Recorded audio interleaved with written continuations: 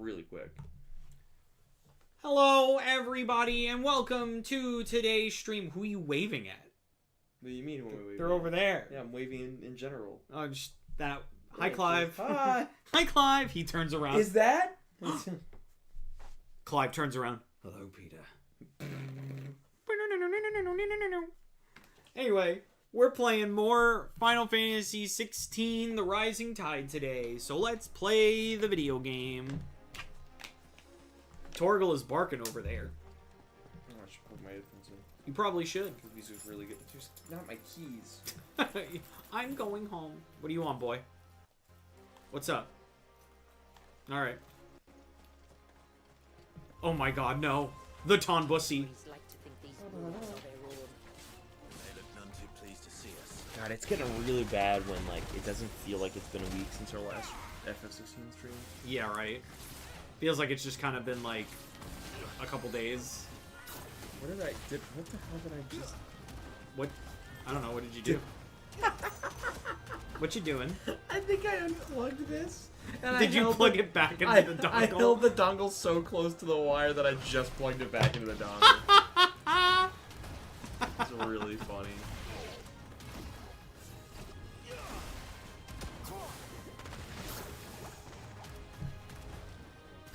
Pew pew. I'll save you, Jill. We'll show him. Ah! What is that from? What, the "we'll show him"? Yeah. That's the Oni Final Fantasy VII. Oh, yeah. We'll show him. Ah! Shit. He just throws the sword at the giant machine.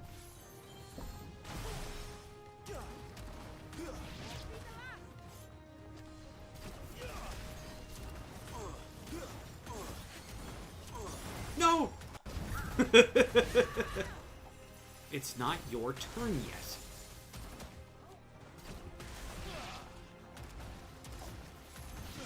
It's not your turn yet. Now it's your turn. Now you can die. You hit everything but. Alright, I've had enough.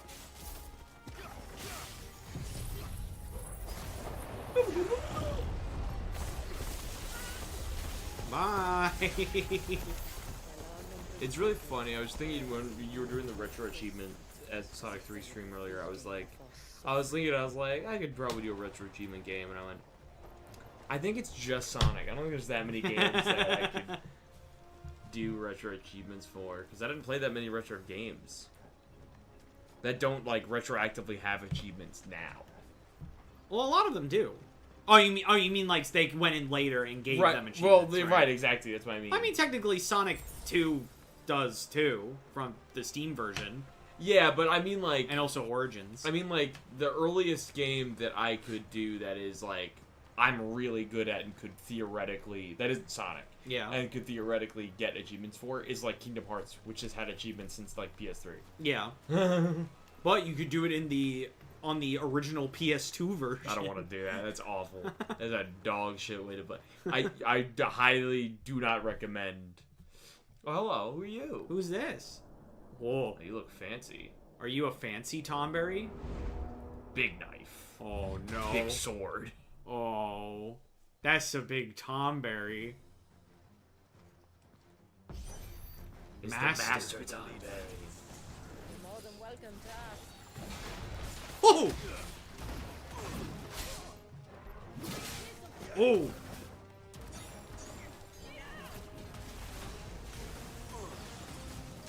Is he summoning more Tomberries? Oh no, he's just trying to like kill me. As you would. I'm just trying to shoot you in the face and kill you.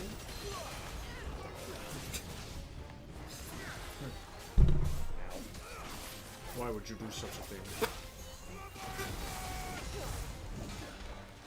Whew. Did you see the preview for the new Smiling Friends? No. They showed the scene of Mr. Boss playing like the 5-finger fillet, and he's just like effortlessly doing it, and he's like, I could go faster. I could go faster. And then he, like, goes Super Saiyan. He's like, no, Mr. Boss, you really don't have to do that. I don't like it. My brain is currently I'm really feeling like my fucking big toe right now, where I like hurt it earlier. Mm-hmm. I don't like it. It's like it feels wet, but it isn't. Yeah. It's just like kind of in pain, I guess. It's like a weird like cold sting. Cause it's not like an ow sting. It's just like a why does it feel cold? You know? Yeah. It's weird. It's freaking me out a little bit. That's actually the first sign of a flesh-eating disease. You're gonna die. He's gonna debone me. Oh!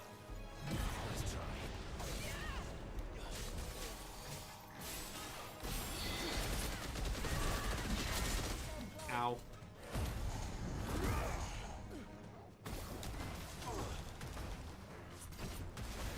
I'll be fine now.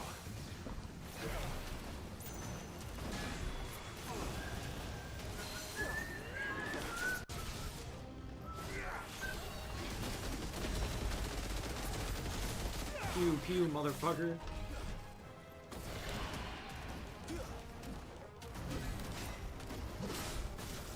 He's trying to debone me.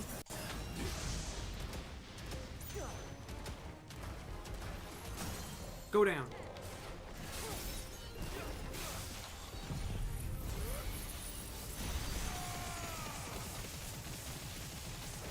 I mean, yeah, it's funny. I just reminded myself like I can feel like why does my toe feel like that all I want, but nothing will ever come close to that fucking one Friendsgiving day. We went to our buddy Kevin's place for Friendsgiving, and I fucked up like my pinky toe. Like I had to like tear off the nail. Oh my god. Like in the bathroom beforehand, and I was just like, well, Well, this stinks. yeah, like I feel like anything with like your toes like that always ends up being like a man, why did this have to happen today?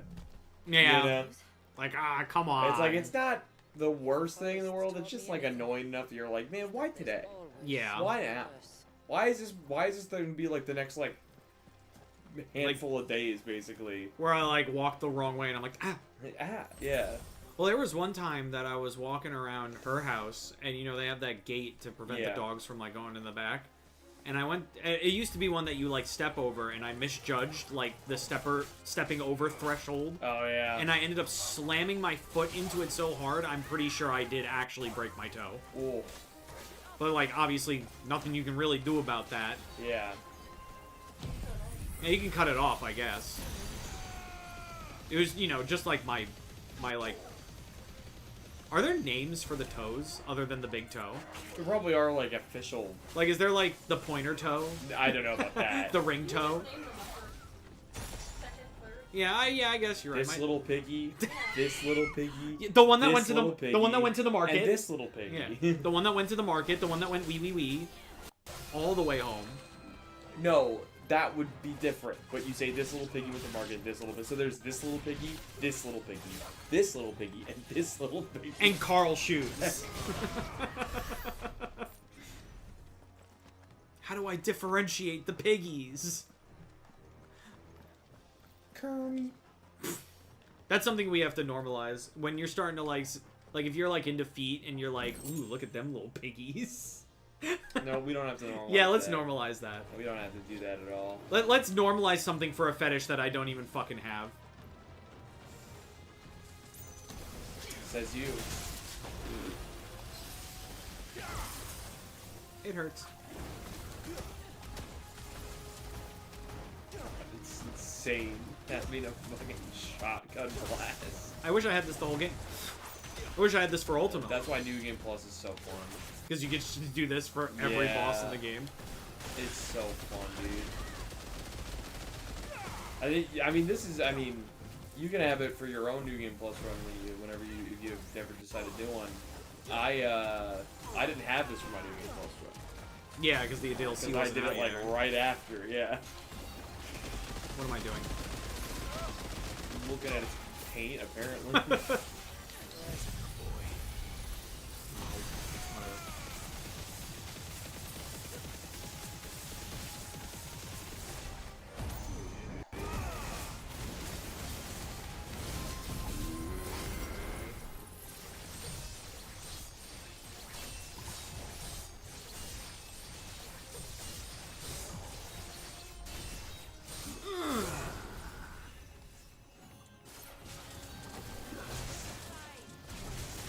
Ow.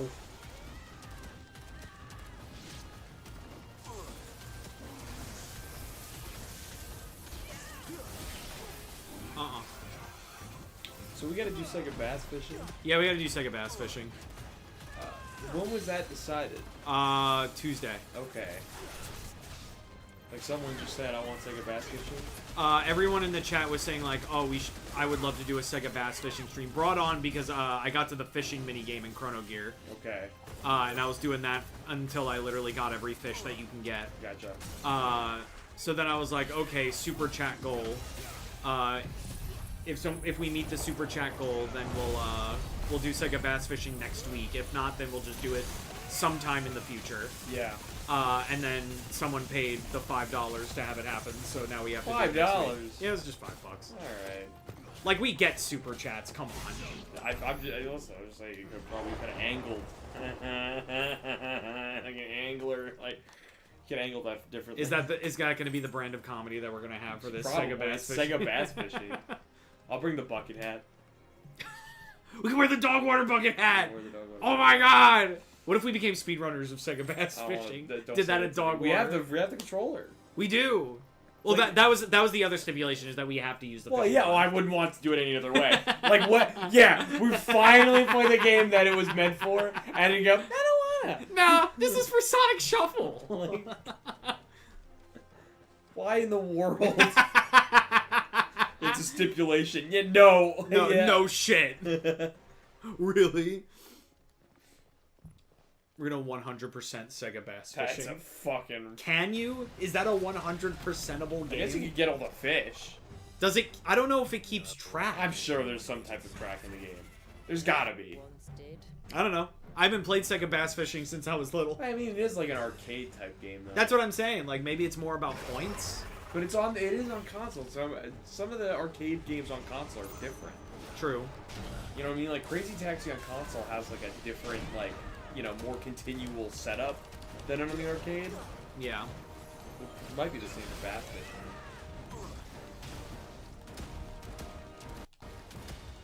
I don't know. I've never played bass fishing. It's fun. I was more a fan of Sega Marine fishing personally.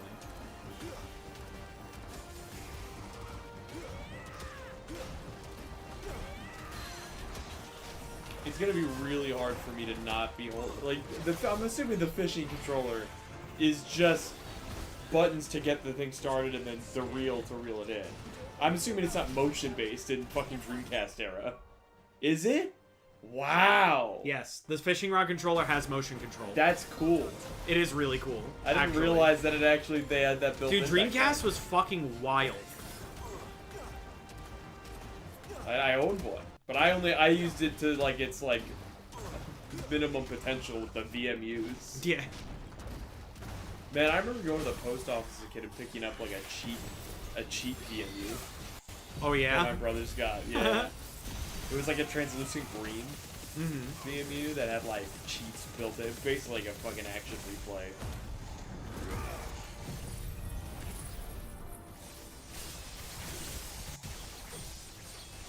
But like that's one of those memories that I was so young that my brain fills in gaps of like surrounding with like weirdly cartoony backgrounds. Yeah. You know, like I'm in a post office setting, but I wasn't in that a lot as a kid. Yeah. And so everything around me is like basic room, but then outside is like very cartoonishly, vibrantly green hill. Zone? No, but like, you know what I mean? Just like weirdly like pastel toned colors. I fought so many bosses that have this gimmick. Fuck you. Oh god. Oh man. He just It's does not toxic stop. Spin, so he's putting down toxic Things. everywhere. Can he stop? No. Nah, he's Iron Man.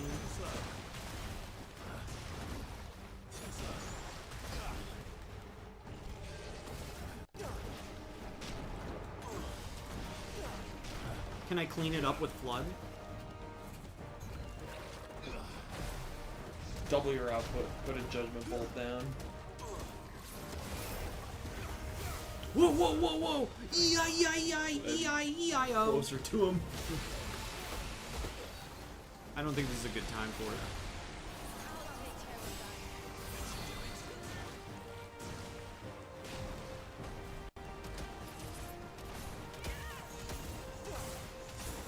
There you go. That's some stagger right there.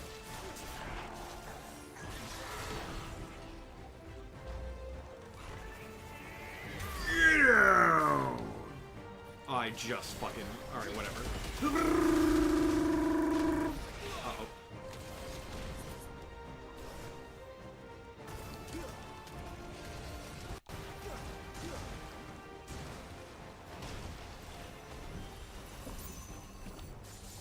No, whatever. I did see the site that I frequented during my Cyber Sleuth grinding days, Grindosaur, Yeah. tweet out that they're like ready to go with all the stats and Digivolution stuff you need for Time Stranger. Nice. And I'm like, oh, It's like we're so bad. I'm gonna be locked in, brother.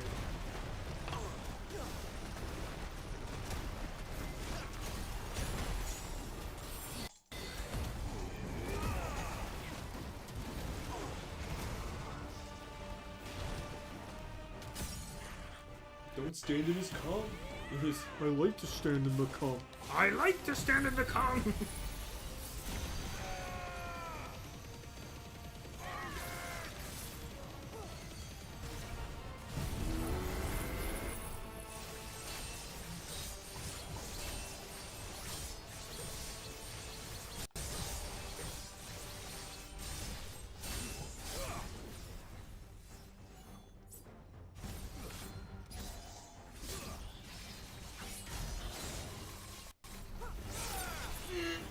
Not quite.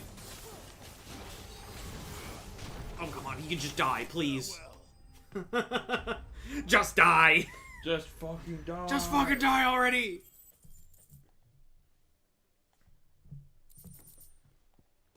I beat him. I beat the game. I beat... That's Leviathan, right? That's Leviathan? No, yeah. That's... Yeah, no, yeah. Well, that's Australian and highly contextual. Sorry, I peeked in a little Tom Cardy. Oh, thank you. Thanks for the Tom Cardy. Yeah, no, yeah. Well, that's Australian and highly contextual.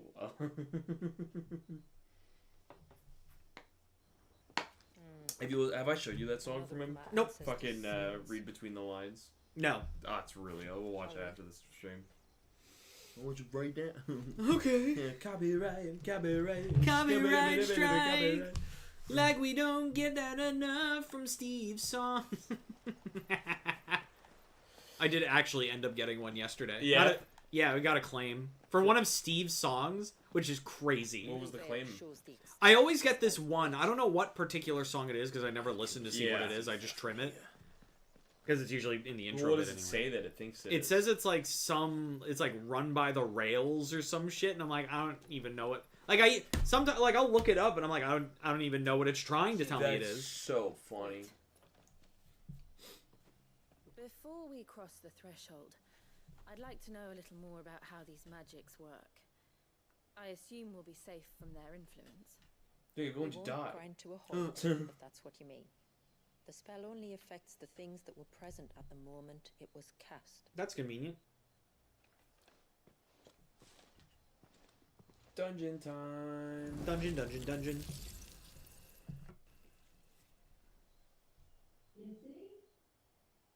She just dies. I was wrong. Well, I guess we're not doing that. But if we can enter, ooh, music. that means other things can as well. Like the ones we saw on the way here. And worse, probably. I love when the composer was given it's a time temple and they just run with it. Yeah. Is this Leviathan's doing? Well, it certainly wasn't ours. When he Oh, realized man. my ancestors were attempting to cast a spell. You want to from know what here, this he made to destroy particular the temple is giving? What? Almost did. It's giving, and you could tell me that I'm absolutely fucking wrong. Yeah.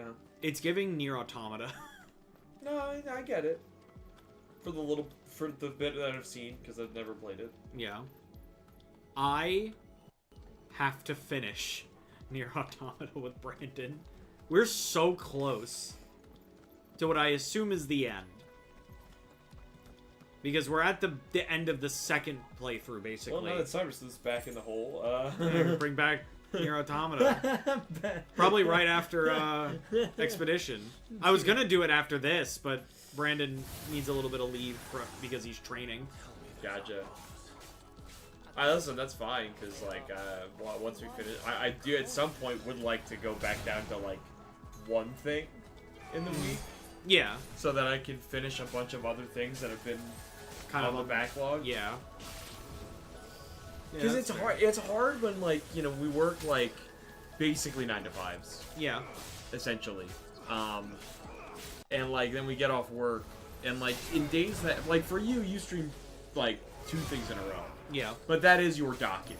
Yeah. That is what you set out. You have other things you're doing, but that is... He's gonna explode! You fully plan out your week around the streams. You know you're doing the streams. Yeah. Me, I have so many other things, and the streams are just there. You know what I mean? They're not like... They're part of my week, but they're not part of my week. Yeah. So, like, when I have stream days, there's like a... And I help with dinner in my house. Yeah, yeah. Like, right after. So there's very little time for me to do anything of consequence on stream days. Yeah, yeah, yeah. And I also sometimes just want to do something I want to do after work. Like work, yeah. So like it's very like stream days are like basically nothing days when it comes to like drawing stuff. Or, Yeah, yeah, like yeah. it's just a write-off in the day basically. So if I could go back to like one stream in a day at some point in the future, that's ideal. Yeah. You know, one stream in the week, I mean. You know. Well, I mean, that's basically what's gonna happen once 33's done. Yeah, just for like, well, that's what I mean. Is that's good. Yeah. To switch off because it's like. I don't mind. I love streaming, but I have things I have to do. Yeah. And You it's have like a I lot have of- 2 days in the week that are just write-off days, basically right Yeah. now. You know, God forbid KH4 jumps us in the middle of the street. Well, yeah, because Nomura's Wild Ride is going to take, like, precedent over everything. Immediate precedent. Yeah. Aside from me playing the game myself in my own time. Well, yeah, but also, like, us streaming it, too. I'm gonna be engrossed in Kingdom Hearts 4 for, like... For so long. or, like it's gonna be my whole world. Yeah. Basically, right? Because I'm gonna be playing it, like, in my free time. And then be like, alright, time for GCN stream. Kingdom Hearts 4. Kingdom Hearts 4. You created this, man. You made me a Kingdom Hearts fan. It was gonna be my world anyway, probably. Yeah, I mean, fair. But that's fine. We're not going to see Kingdom Hearts 4 for like another like 10 years. Don't say that, because Nomura could be a fucking wild card. It's here! Ah! But Digimon just came out! It comes out tomorrow. How fucking wild if they this to me. if they pulled a Nintendo where they're like, Kingdom Hearts 4 is releasing today. Listen, I think that would be the next best move after KH3 got announced and then took forever. Yeah. Is because they still took forever, but they gave us those little update trailers throughout. Yeah. But I think it'd be really funny if the next time we see Kingdom Hearts 4, it's a shadow drop. Mm-hmm. Because that would be their best move. I mean, yeah. For all the fucking jokes and complaints of their release windows. It would be fucking crazy for them to be like, oh, hey, it's here. Oh, hey, Mai's here. I caught a case of insomnia, so I'm back. Welcome, welcome. It's like, here's the Kingdom Hearts 4 Star Wars trailer. Oh my god, Star Wars is in the game. Yeah, and it's out now. What? It's out, huh? It's the fucking Mr. Krabs, like, blurred. That's honestly what it would fucking feel like.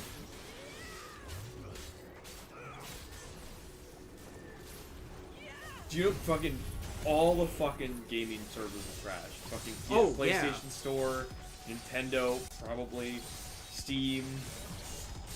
All of them would crash for people downloading the game at that point. I think we're a very long way from Kingdom Hearts being a franchise that's like, oh, okay, get some new games out. You know what I mean? Like, it's always going for the next foreseeable future. It's going to be like, oh my god, a new game is out. Like, yeah. I mean, once I saw the response to 3, I can't think of the fan base, the community the same way again. Mm-hmm. You know what I mean? Like, I always thought KH was more niche. Well, yeah, it's Disney and Square Enix. Yeah, but like, But it was always such a small part of like Disney and Square Enix. I didn't grow up talking about it with like anybody. Yeah. And even like talking about it with like our buddy Juan. Like, that didn't happen for so long. Mm-hmm. I think it was maybe after high school that I even realized he had any interest in the franchise. Yeah. I don't like it, which is crazy when I think about it, because I spent a lot of time with Juan, especially towards the end of high school. That like it's crazy that it took like basically after high school to have any real interaction with him about the game. But then I also think back, and Kingdom Hearts is a weird game for me because it took the 20th anniversary celebration, like, and all that shit, for me to realize that Kingdom Hearts has been with me since I was a child. I said, man, Sega Bass Fishing looks different. I said that was happening next week. Next Thursday, probably. If this stream goes in the direction that we hope. Yeah. I don't think there's that much left. Because you've been doing all the side quests. Yeah. I don't think there's any more side quests that pop up. There could be. It's just the main dungeon. I don't remember. Yeah, I don't remember this DLC. Like, it's longer in the concept of... Like, the other one was just a dungeon.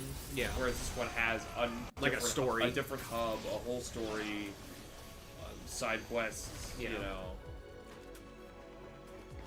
Places to explore. So what came out first? This or Echoes of the Fallen? Echoes of the Fallen came out first. So do you think they did that because people complained that Echoes of the Fallen wasn't enough? No. Or it was just like that? Echoes of the Fallen came out first,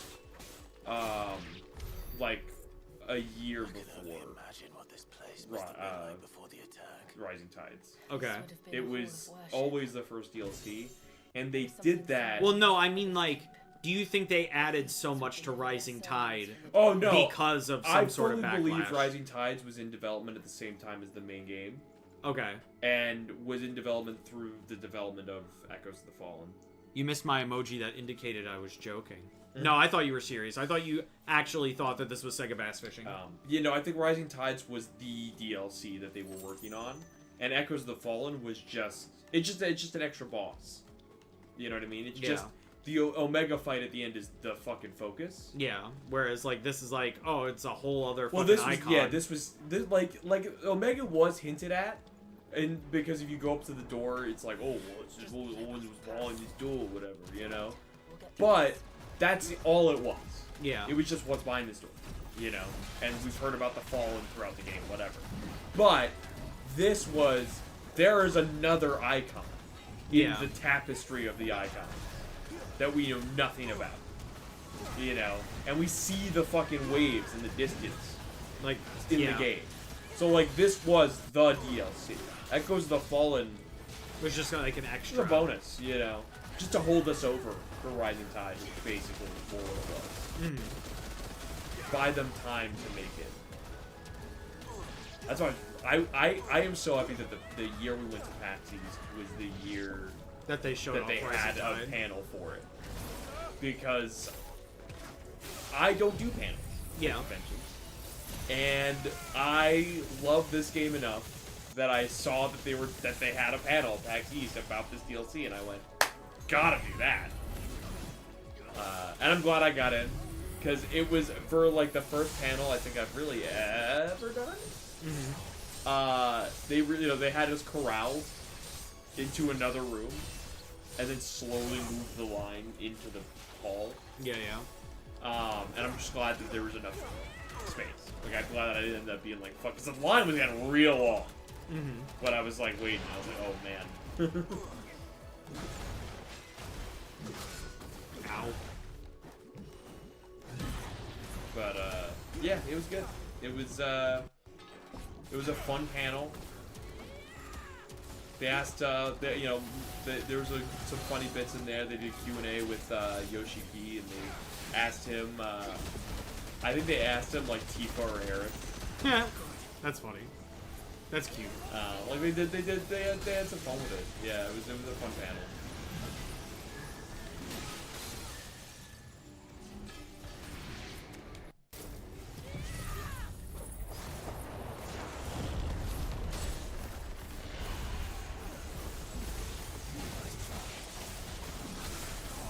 It was weird though.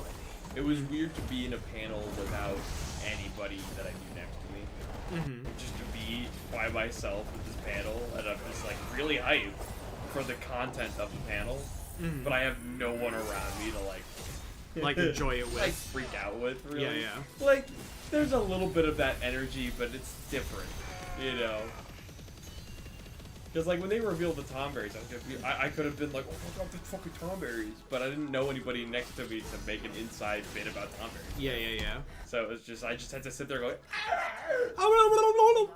You know what else is good? Harada, director of Tekken, worked with the FF16 team, and he convinced them to make Clive buff. That explains a lot. It also explains why Clive is in Tekken. Yeah.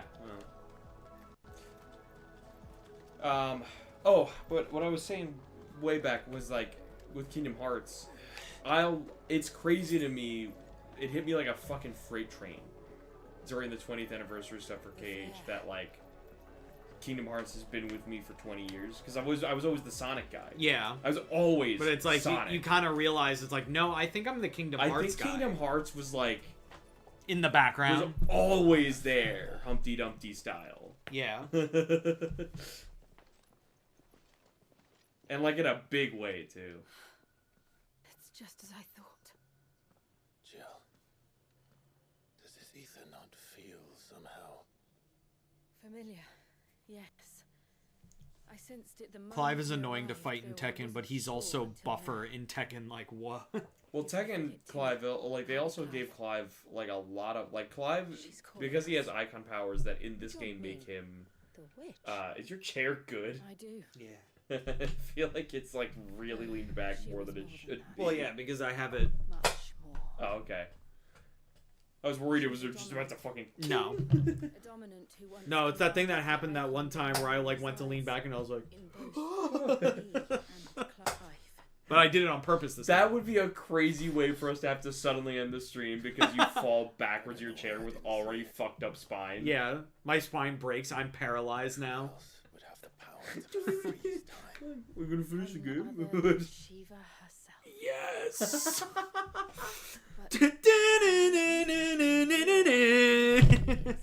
We get you one of those accessibility hats so you can control the game with your mind. Like a fushigi. The mind. Oh yeah, that flex. mind. Yeah, mind flex. That's what it was. Fushigi Fushigi was that stupid metal ball that people were like. Fushigi. Wow. As if It's so much she fun. shared it with another. One of the Just as biggest Torgal scams. shared in my eyes. I had one. Hello. Whoa. He's cool. Is that Leviathan? No. No, not what I was gonna say. Is that Lingering Will?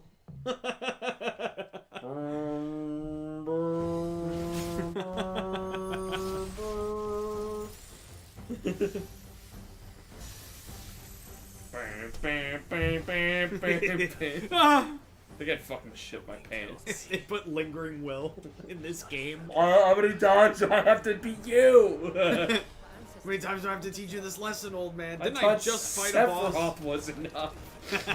Imagine if Sephiroth is in this game. Oh, I'd be so mad at Yoshi P. Stop making me fight Sephiroth. I don't I'm wanna done. I'll never get over when they announced him for Smash, and they went, you can fight him right now, and I went, Okay. with anyone you want, I'll use Cloud. Do I actually have a choice, or are you If just Sora telling me? was out, I would have used him. Like, Yeah. I'm pretty sure that's where I started saying, how many times do I have to teach this lesson, old man? Yeah. I was like, because like, well, Steve was like, oh my god, Sephiroth! I was like, No. not again! How many times do I have to teach you this lesson, old In man? every game, I feel like Cloud. I've never felt more like a protagonist of a game than I feel with, like, I sympathize with Cloud every Cloud. time that I see Sephiroth. I feel the same Come level on. of anger that Cloud feels. Enough with this guy. Sephiroth. Sephiroth! You're going to make me come! Over there and beat you. Yeah, you're going to make me come! What? over there and beat your I ass. think you did that on purpose. Are you a horny little boy? Did you come? Did you come?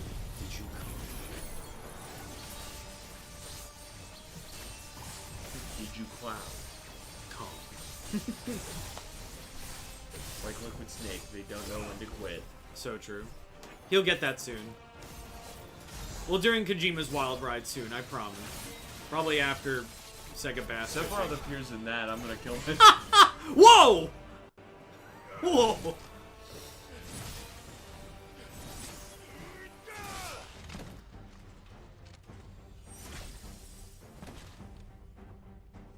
I feel like Liquid Snake doesn't quite fit the same type of deal that Nah, more like Sephiroth has. Heihachi. He keeps coming back. Very true. If I was going to equate it to Metal Gear, I would equate it more to Ocelot. Ocelot's the one who never fucking goes away. Because it would sooner die than fail its mistress. I also think it's different because Sephiroth. The thing with Sephiroth is that if it was just like, oh, I keep playing Final Fantasy VII and there he is. Yeah. He's in he's in so many games. Other games. Yeah. He's in Kingdom Hearts. 2 of them. 2 of them? 2 of them. I didn't know if there was like a secret third one I didn't know about. No, I don't think he's not in Chain of Memories. Uh-oh. Uh-oh. Not in Chain. He's hinted at in Birth by Sleep at the end because Zack's in that game. Yes. And the credits show like a black feather. Yeah, falling yeah, from yeah, Zack, yeah, that's right. Which is cool, but also I, tense up when I see it. And then, Oh, I fucking cocked it. he's not in 3, unfortunately. Which is crazy. You think They it have would a be. chance to bring it back for 4, but I want my Darth Vader fight. That'd be so dope. Come on, I'm hitting the fucking Or button. they could be based as hell, and the secret boss fight of 4 is Star Killer for Force Unleashed. That would be super Rad as fucking hell. based. And probably harder than Sephiroth, if I had to wager, because Star Killer pulled a fucking Star Destroyer out of the sky with his fucking... We should play Force Unleashed. Sure. It is an insane game. Like the sheer, the feeling you get when you get to the scene where they're like, oh my god, the Star Destroyer, and the camera pans into position for you to fucking start pulling it out of the sky Yeah. is so crazy. Because the Force was never used on that scale in Star Wars before. I wonder how I'll like it as a non-Star Wars fan. I think it's perfect for a non-Star Wars fan.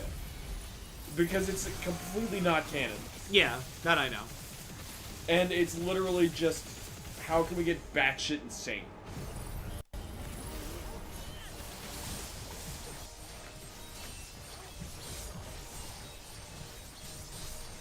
It'd be dope. Characters dying when I kill them and they stay dead. Unfortunately, Sephiroth is dead. Is he officially dead? No, For he's, good? he's dead. He's always been dead. Oh. But he's always there. He always comes back. Keep in mind, Sephiroth, I think, is only appearing in reality like a handful of times when he appears.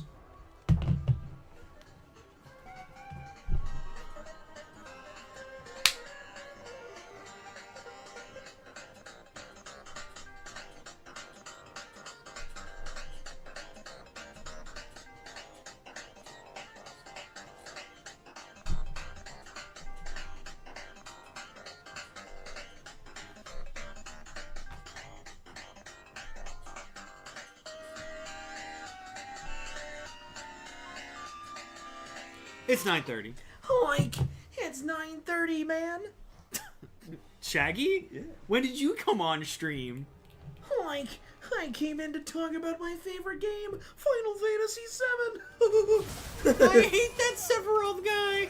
I get real tired of having to fight him every time. I am so excited for them to come to Fortnite, by the way, the mystery gang. Yes. I told Jordan, because apparently it's a separate mode, that they're gonna get one round of Croc's Voice Battle Royale. Yes! And Marco's like, you might get some people who really enjoy that if you keep it up for a round. I'm like, I could probably do it for a whole round. More than that, I might lose my mind. Let me go. Let me go. Let me go. Let me go. Let me go. Somehow he made an attack more telegraphed. I don't know how he figured out how to do that. He's like, I'm gonna stop time. Now what are you gonna do? Watch where you went? I can still see you. But I freeze you. Yeah, but not long enough for the attack to happen.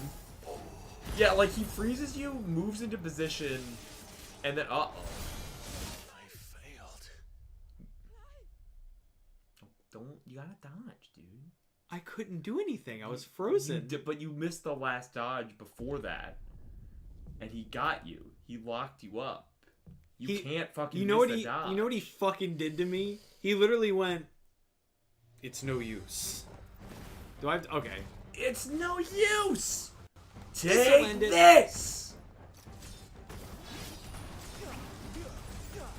Yeah, I will get like a whole round of Fortnite in it, Shaggy. For sure. It's the fucking ult from Endgame. It's like, made for this.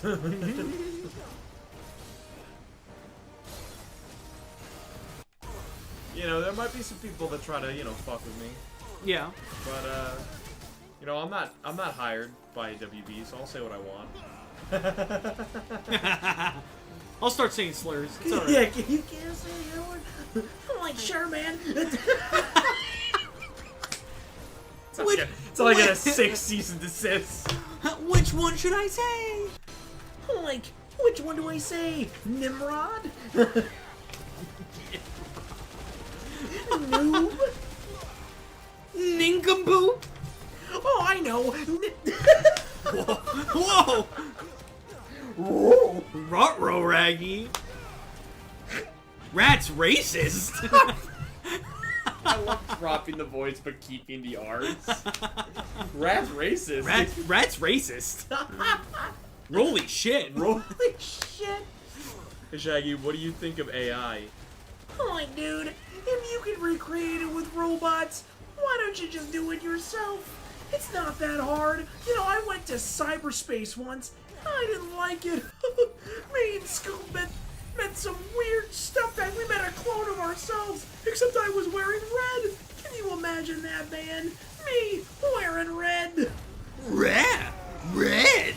Those fucking clankers. Like, whoa, Scoop, I don't... Scoop, like, dude, I don't know if that's, I don't think that's appropriate. I don't know if that's alright, man. Fuck him. Whoa!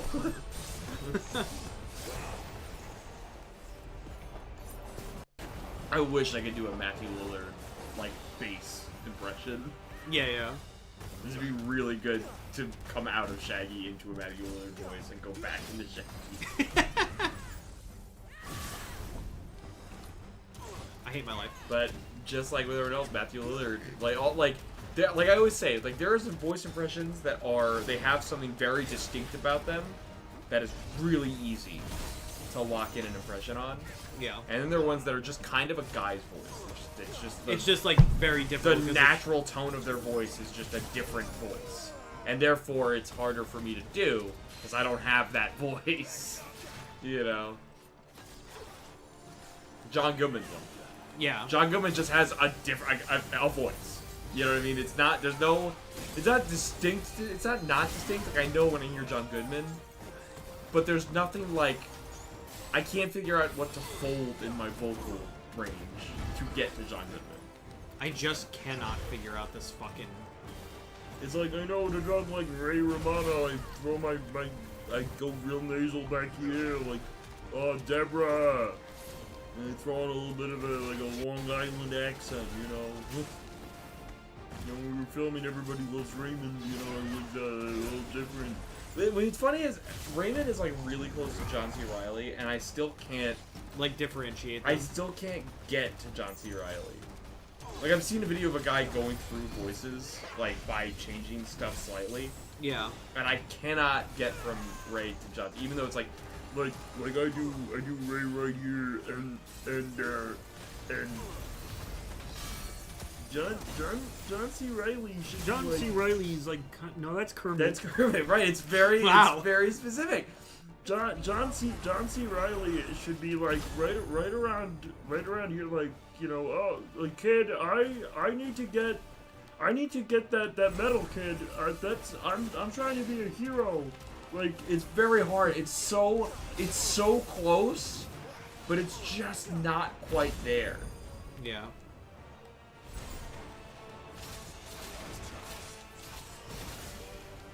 Uh-oh. Oh. Not again.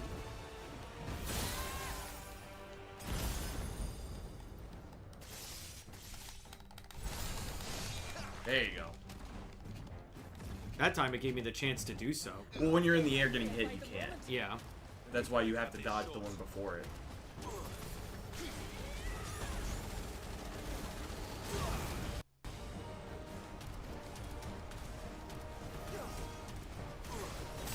Oh! Oh, why do you fucking... Yeah, that's the thing. The AI, you know, an AI voice can't, like, if you do an AI voice to recreate a character voice, for like a funny shit post, I don't get me wrong, I'm not a hypocrite, they can be funny. Like, I'm not gonna sit here and act like I haven't seen some funny AI shit posts. Yeah, I mean, we've been watching, like, those SpongeBob ruined by AI Well, videos. that's just funny because it's like, how are we getting here? Yeah, how did this happen? Like, I actually want to see the prompt, because I'm very curious how we got where that goes. But, more so, I mean, like, with the AI voices. Yeah. Like, I've seen some funny ones. The one that always comes to mind is the Sonic Adventure one, where it's like, in the beginning. Oh yeah, that guy that does all of the... Yeah. Like, that scratches my brain in a funny way. Whenever I see that, it's just like, yeah, I can read in the beginning, in the beginning, in the beginning. Basically, that whole channel, it's like, I can kind of fuck with them. Every now and then, yeah. Like, if it comes up in my reels, I'm not gonna be like, oh! Like, it's like, oh, okay. What the fuck? You're a little hot. No. Yeah.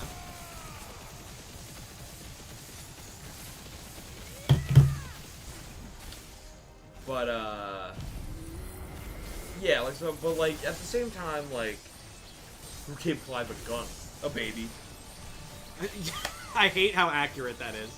But at the same time, what I was gonna say was, like, I've seen some good shit, but, like, I think it's funnier when you can just do the impression of the character.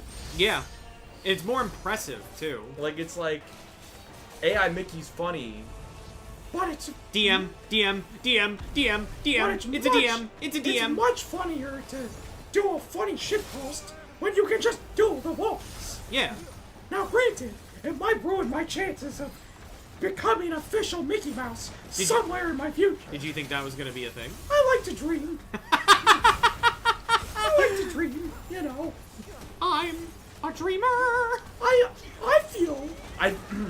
feel like I'm a little better than the current guy in certain places. Like, the current, like, main one that they use for, like, Kingdom Hearts. I just feel like I'm better in certain places.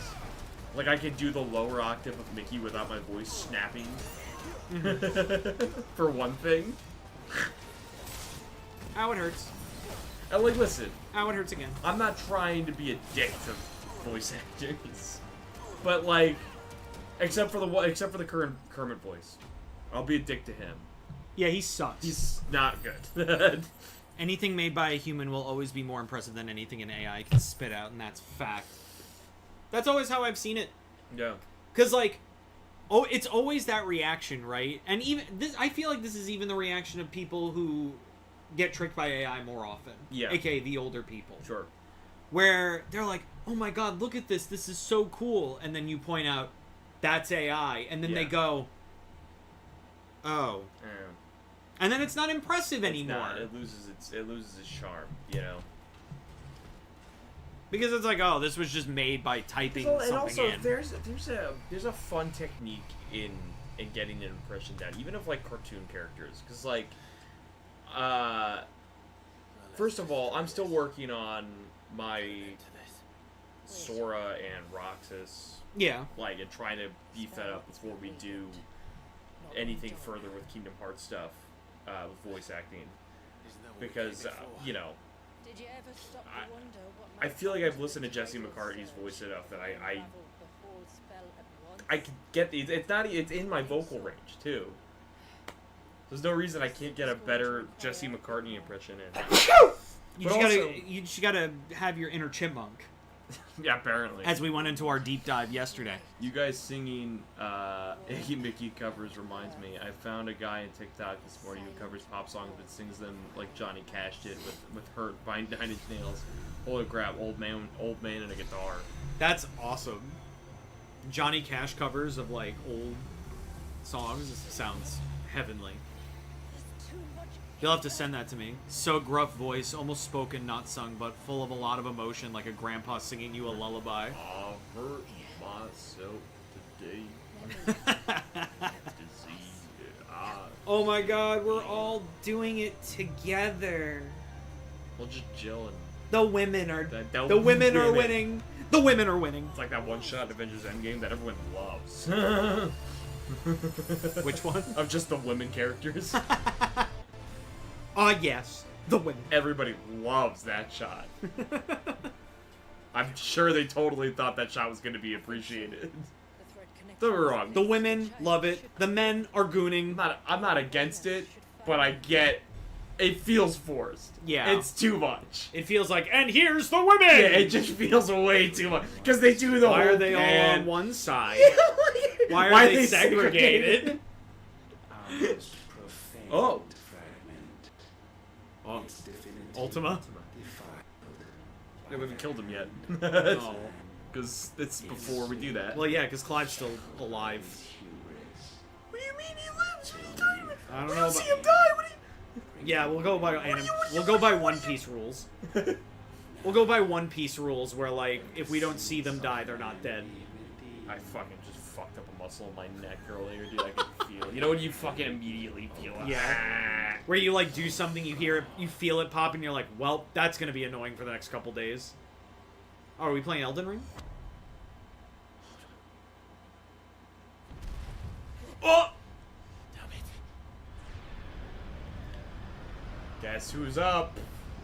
Is that Leviathan? Isn't it? I too am woman. Women! Women! Yeah! I'm watching Seinfeld, so I just think, women! Hey! Come on! Hey! I like women! I like all the women. Yellow women, black women, Alright, yellow goodbye, black good night, women. Adam. Alright, good night, Adam. Have fun at work. I'll miss him. Oh, Miss Adam. Alright. It was a shame he got into that beekeeping accident. The what? As for the rest. The rest. Afraid will happen. Hell yeah. Ifrit! We didn't get it with Echoes. No. So, we're owed one. Icon, icon, icon, icon, icon, icon, icon. And my favorite song in the game. Oh. My favorite of the entire game. This fight has my favorite song. Let's fucking go. I have listened to it while drawing multiple fucking times. I'm gonna have to hear this then. Cape Nepo, baby. I don't know if it's an immediate thing. I might be like in specifically like the third. You'll section point of it the out fight. to me, I'm sure. Or I'll just look at you and you'll be like, I'll be like the fucking ascending SpongeBob image. I'll just be floating and glowing. just like, is this the... I guess this is it.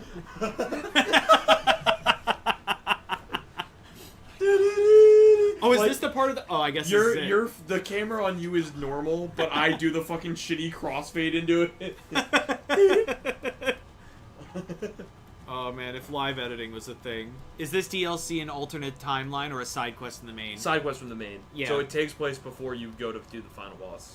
Yeah, like right before you fight Ultima. Right? Yeah, it was very importantly noted during the PAX East panel that this DLC will not change anything about the ending of the game. Yeah. Which I fucking love. They're like, we're not gonna tell you if Clive is alive or dead.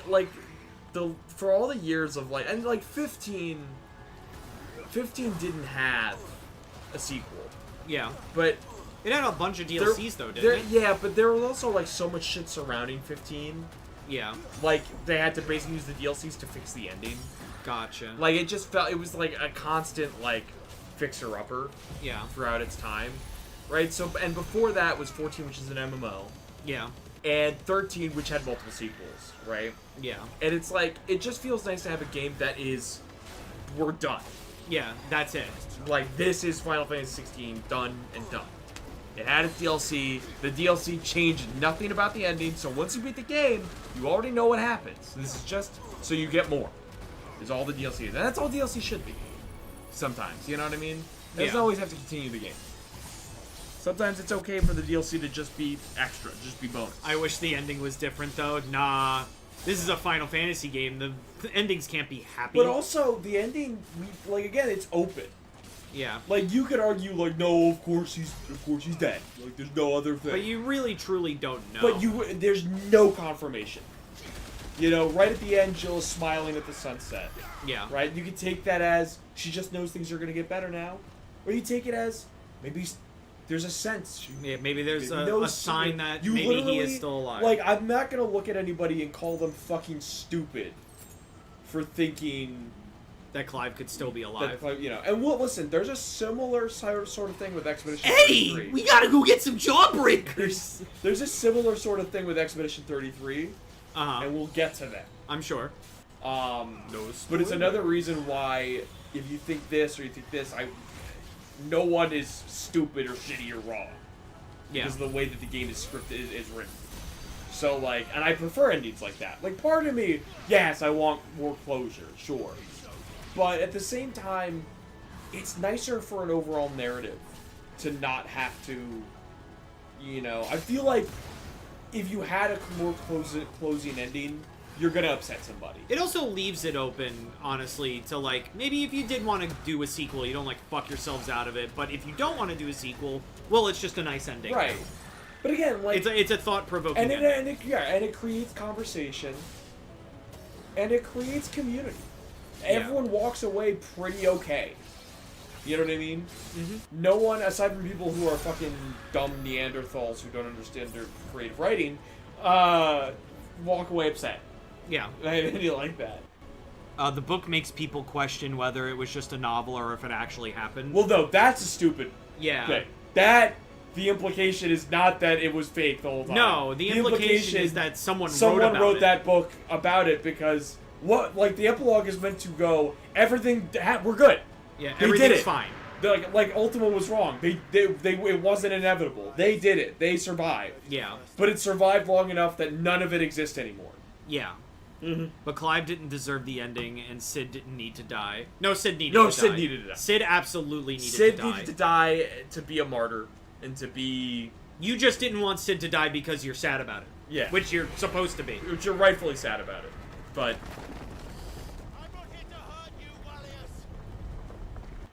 That's fucking insane. I actually hit the dodge button. Like, reflexively. Yeah, but Joshua went with Clive to fight Ultima, but he wrote the book. Did he? Well, no, I'm pretty sure it's a pen name. Yeah, I don't think it's actually Joshua. Like, the running theory... It could just as well be, the philosopher dude. Right. So like, the two running theories are it's the fucking, historian. Yeah. That already said, clean as day, I'm gonna write about this. Yeah. At the end of the game. Or it's Clive alive and he's used Joshua as a pen name. Yeah. Either way. As like a memory of him, a memorial for him. Yeah. You know what I mean? Like, you question why did he just write him as himself, but a memorial. You know? Because Joshua gave his life. Right. Honor Joshua's name in that way. Because that's the thing, right? If it was the historian, what reason would he have? Like, he could also do it for Memorial of Joshua, but we don't really see them interact that deeply. Yeah. To know that he would do that. Yeah.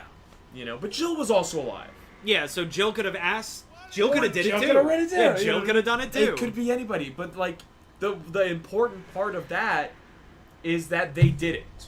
Yeah. That epilogue is like the happiest of happy endings. Because even if Clive lived at the end, there he is. even if Clive survived at the end, cutting to that epilogue implies they're all dead. Yeah. Because it's well in the future. Yeah. You know what I mean? So it doesn't matter. The game ends with all of them dead anyway. Yeah, because it's so much in the future. That... Very far in the future. But what matters is, oh my god, Ultima was fucking wrong. They beat the Blight. And I think it's cool because they now exist in like a BC world. There's no magic. It's our world, basically. And I think that's fucking awesome. It could also, like, very much, like, because, listen, I'm not that familiar in Final Fantasy, but I know that Final Fantasy is survived through, you know, certain monsters and races and stuff like that. It could act as a sort of prologue to everything that happens in the modern age Final Fantasy. It could. You could, like, again, it's such a good, like, ending. Yeah. Structurally, that it could go. It could do anything. Yeah.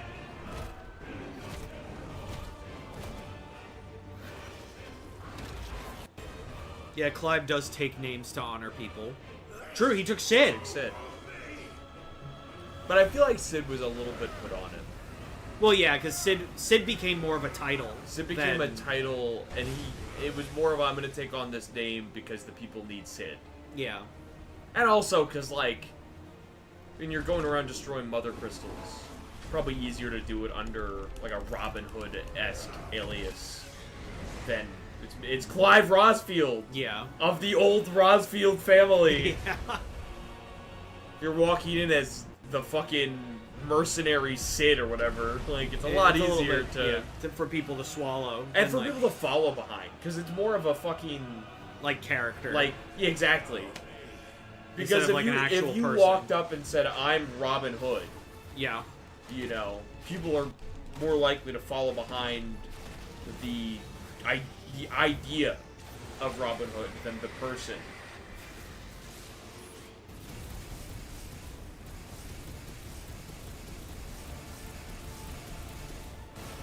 This is such a cool fight. Yeah, fighting like in the tidal wave is crazy. In the tower of water.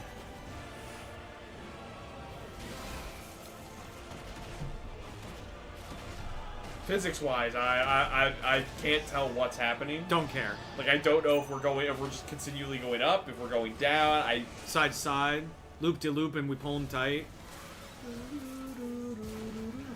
Oh yeah.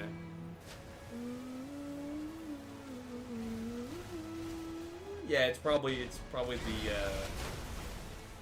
like other section of this fight.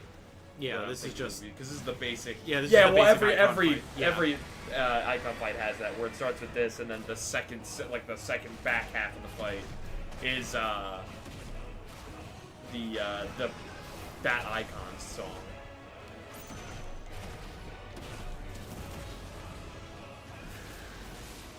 But again, this is what I love about the endings of the game, is because it's discussion. Yeah, exactly. We wouldn't have this discussion if it was so cut and dry. Like, and I did see people when the game was first released and people were getting through the ending, I did see people be like, man, this ending sucks. I want to know. Like, and it's like, look at, like, think about Kingdom Hearts 1 back when it launched. Yeah. And how it ended. You know, Sora, Donald, and Goofy ran off after Pluto. We thought they were heading towards wherever that fucking dude in the hood was at the end of the game. Yeah. But no, they were heading towards a shitty-ass castle with card mechanics. Maybe they should have changed it. But, like, back in 2002, you're like, fuck if I know. Yeah, literally. We really take for granted the proximity of releases back then with Kingdom Hearts. Yeah. I mean, like, back then it was, like, every couple of years, Yeah, right? yeah. Hell, 358, Birth by Sleep, and Recoded released, like, within the same, like, year of each other, basically.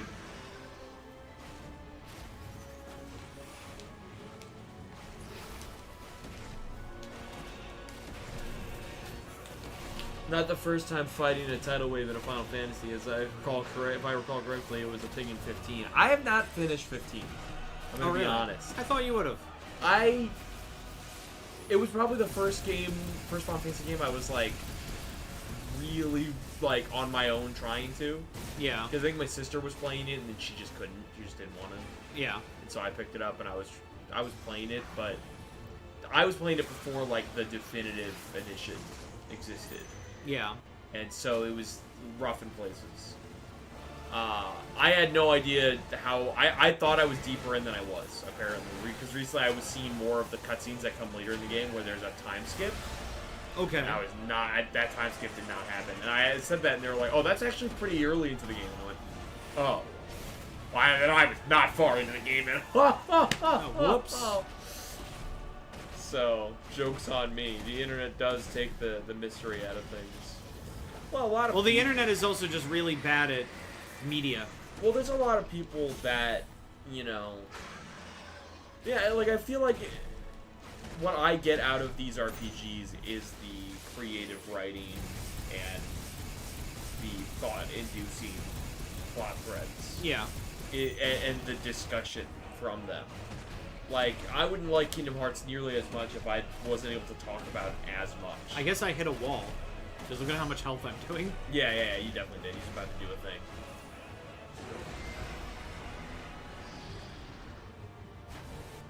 Here he goes. There we go. Oh. Oh. Where'd he go? Whoa. There he is. Whoa. Where'd I go? Oh, there I am. In his mouth. Now what? Jesus fucking Christ, I hate this kid. I'm so glad Clive can... Oh, wait. Oh, wait?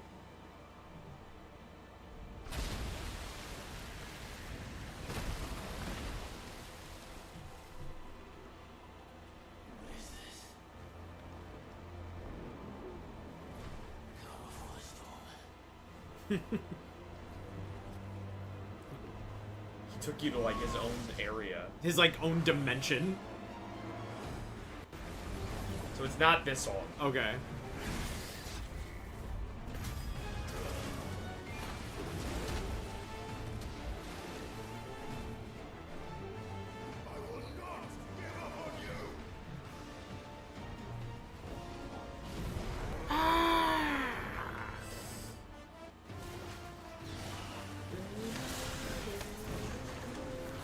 They are getting there, though. This does use the main melody of Leviathan's song.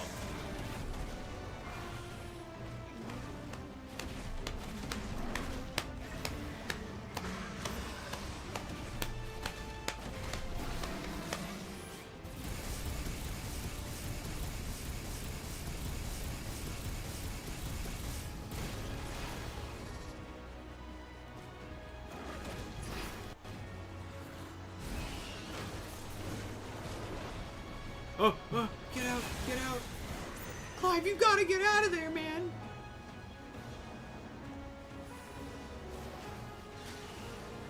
It's a fucking gorgeous landscape. It's so fucking cool, dude. Like, the fucking colors and the clouds are so fucking gorgeous. If there's one thing you cannot say about this game is that it's ugly. There is fucking not an ugly gorgeous. fucking set piece in this entire game. Except for maybe the purple sky. Even then, it's like not that bad. Listen, it's not as bad when you're just kind of barreling through. Yeah. But like when I was like doing all the side quests and grinding, Yeah. like and making sure that I got this, or doing all the bounties, which you didn't do. Which I did not because do. you only did the ones that required for the side quest. Like all the little things really got to the point where I'm like, I'm tired of this purple fucking sky and everything being tinted slightly purple. Yeah. I'm really tired of it. I want everything to look The good game's again. gorgeous, but But fuck. fuck the purple. I hate Ultima. And listen, it we kind of can- makes you hate Ultima more. We could make it more gorgeous by switching to the graphic mode, but then we have to deal with like 30 FPS. Gross. Disgusting. Gross. I hate it. Oh, that sucks. Well, I'm killing myself. That's a shame. I did recently while watching Seinfeld realize that's one of their running bits is just something happening and going, that's a shame. Which I'm like, yeah. That's basically the same function of, well, I'm killing myself. That's a shame. That's a shame.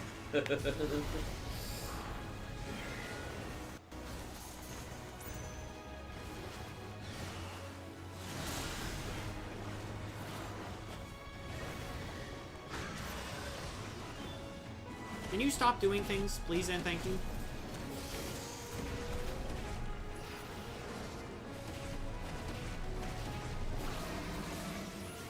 I did come up on what I think is one of the most Seinfeldian episodes of the show. Yeah. Which is, Ooh, it hurts. I'm trying to remember all of the. It's like everybody has a fucking plot thread, and it's really insane.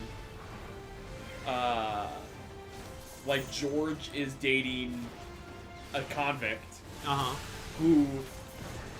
Which he loves dating because he can do whatever he wants because she's stuck in jail and he's free man, you know. That's why he loves that. But then she gets offered parole. Oh my god. And he's like, oh god. And because they were dating while she's in prison, the parole person comes to him and he purposefully says things to not let him get parole. Oh my god. Oh, we're at another. Oh, wait, here we go. Another cutscene.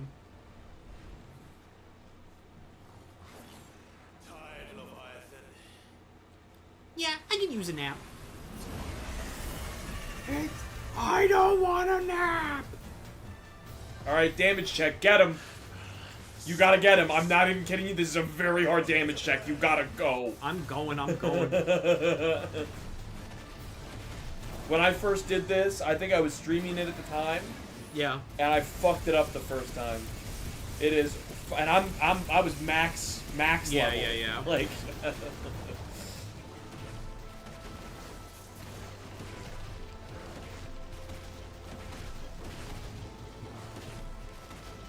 Yeah, so George is dating a convict. Did that. So she doesn't get parole, so she breaks out of prison to see him.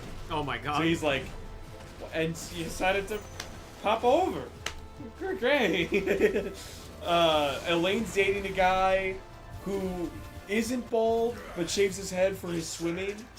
And then when she sees his old ID picture and sees the hair that he could have, she kind of encourages him to grow it out. Only for him to discover that he's actually going bald now after shaving him so long. Holy shit. So he goes to George to diagnose him. And George is like, I'd say you got 14 months, maybe 10. He goes, till what? and he goes, oh, no. He goes, so what do you recommend I do? He goes, live. Holy shit. Live your life. It's so funny. So that cross section is happening, and the other side of the coin is Kramer gets a chicken, and so Jerry has a check that bounces. Yeah. And therefore it gets put up at the place that it bounced at because the guy's being a fucking shithead. And is like, look at the shame of Jerry Seinfeld, can't pay for this, whatever. And his parents visit him thinking that because his check bounced, he's in need of money. So they decide to sell the Cadillac he gifted them. So now he goes on a wild goose chase between New York and Florida to buy the Cadillac back. Okay. But while this is happening, Kramer has his chicken enter a cockfight with the guy that has the check. It's a fucking wild it's such a Seinfeldian episode because all of these plot threads are absolutely insane and have no reason to be in the same episode together.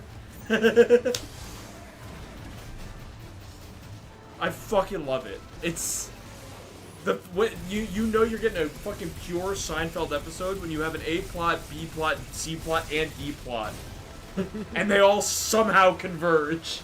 I mean, the end of the episode, the fucking Elaine's boyfriend visits to see if George is around, and then that's when the detectives show up to get George's convict girlfriend, escapee fugitive girlfriend. And they get Elaine's boyfriend too because they think he's George. And he goes, I'm not George Costanza. He goes, cut it. We know you're bald. Oh my god. They take him while the rest of them are at this cockfight. Oh man, I'm fucking. Nah, this isn't it. This sucks. This sucks. Oh, hey, here's the song. Wait, what happened?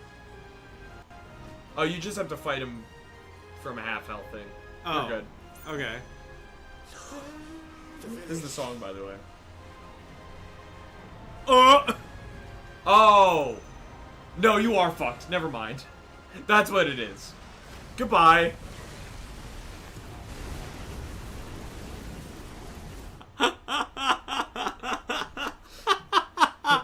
And you and I.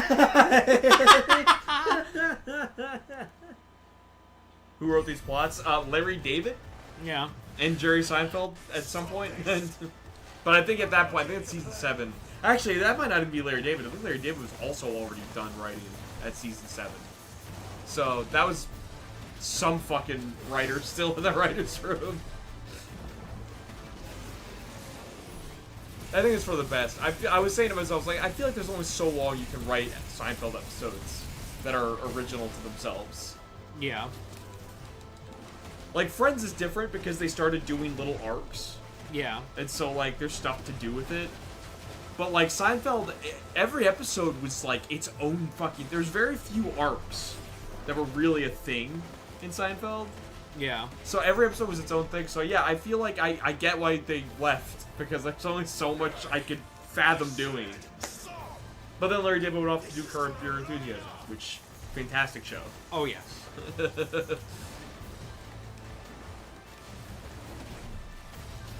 If you want to watch a show about a guy who's just upset the whole time. That is the best description of Curb Your Enthusiasm ever. It's the best description of Larry David. Yeah. He's just upset the whole time.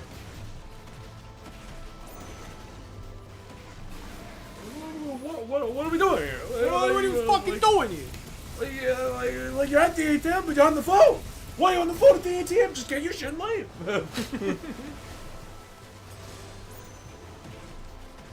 Yeah, it's really funny that he's always said that George is him.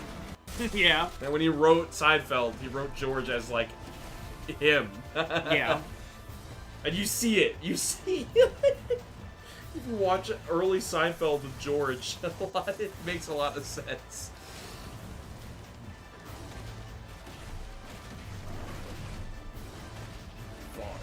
I don't have... I can't.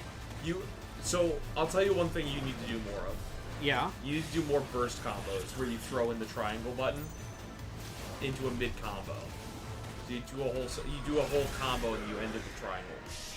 And that'll do more damage than just a standard combo. Okay. And then you need to save.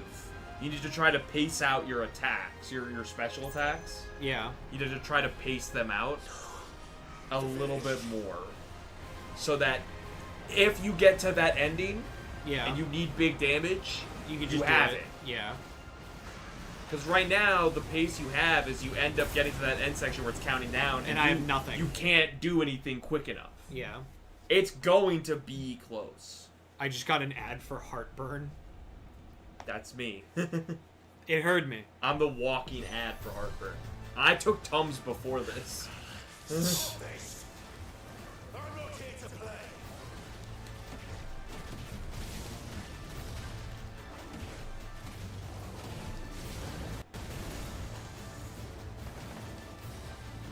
I fucked up. Oh, no.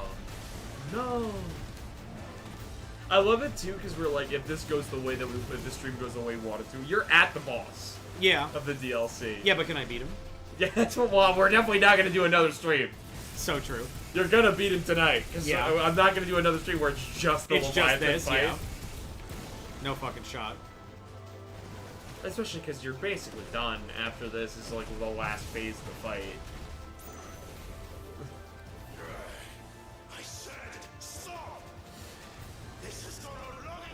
Yeah, just hold the button down. By the way, you can just full charge in. Well, I mean, you have to dodge every now and then, but like you can just full match. I think you've been able to do that since Bahamut.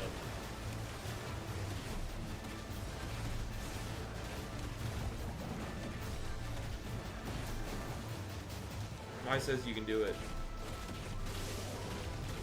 You can do it, Bottles. Bottles, bottles, bottles. You can do it, Bottles.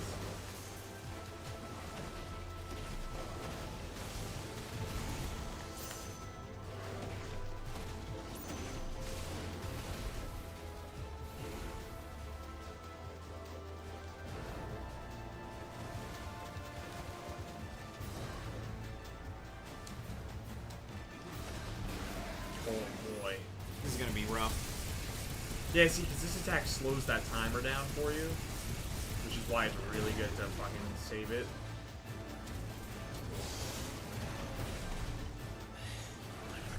No. Nope. I always get so close too. So I know one thing I noticed is when you're dashing back in after we push you away, you completely stop for when like the projectiles are coming at you. I'm forced to stop. I can't just go all the way in. See? Oh, like you ran out of time. Yeah, okay. there's just a limit. Okay. But now I know that I can burst more than for a second. Yeah. At least, like, this portion of the fight doesn't take that long. No. It's really not an annoying thing. I think it was the only damage check that I actually, like, struggled with. Not counting the last Ultima one when I was really drunk. During Dog Water. Yeah. Because that one I was like, oh.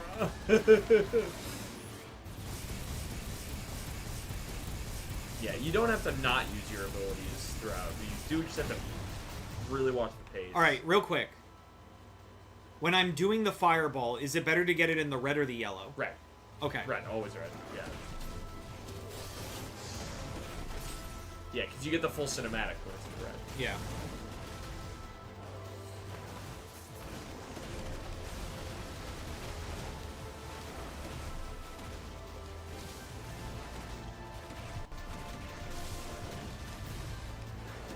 Yeah, that first finish is really, like, that's the real fucking kicker when you're doing a basic combo. Yeah, see, that's ideal.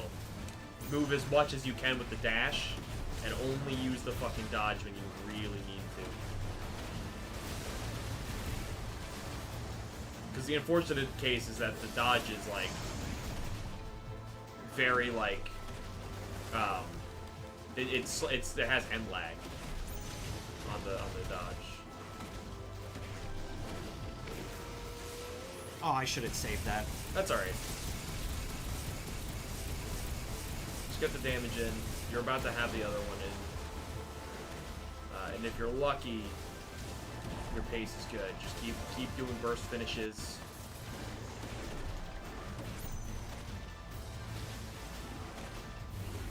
Alright, Caesar about to rise again on this segment. Dash in. Good. Go. Alright, the C's rise in. Alright, come on, you got this. Yes! There you go. Alright, give me Cascade! How do I use that? No, that's not an attack. That's the name of the song. Oh, cool.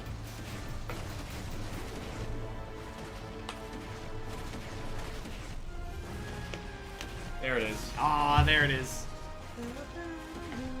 Fuck you. You stupid fucking baby dragon.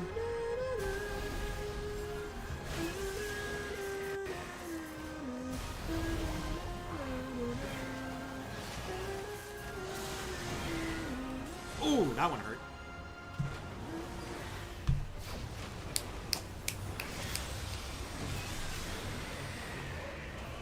Missed. Stupid. I'm turning it up. Go ahead. Oh no! Make sure to unmute it too.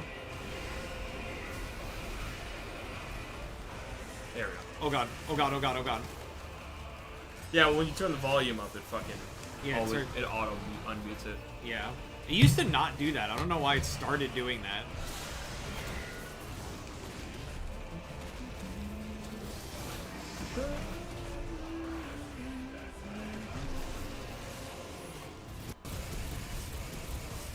Yeah, I don't listen to the rest of the soundtrack of this game pretty much, aside from this song after the DLC came out. Damn. It is good. I'll listen to like Bahamut maybe sometimes. Versus Bahamut is still good. Away is a classic and fine. Like there's songs that like if I were to hear them, I'm not gonna stop listening. Yeah, it's just like, alright, cool. But like if I'm gonna, But you're not seeking. if it out. I'm drawing or something and I want a song from this game, I pull up Cascade. Because it's such a good fucking track.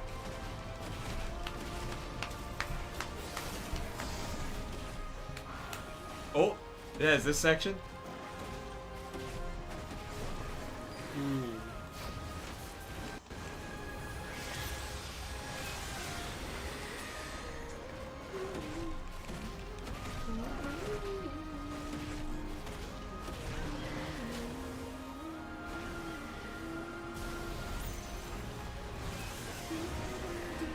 Oh no.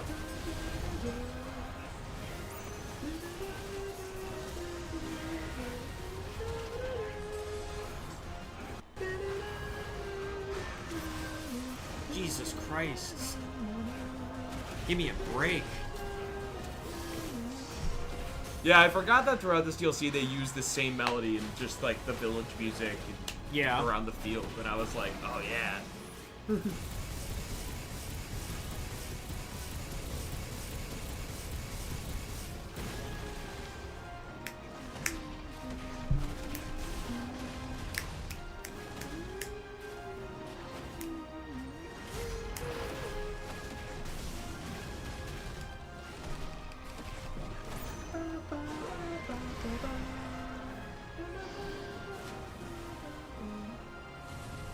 Here we go. Whoa!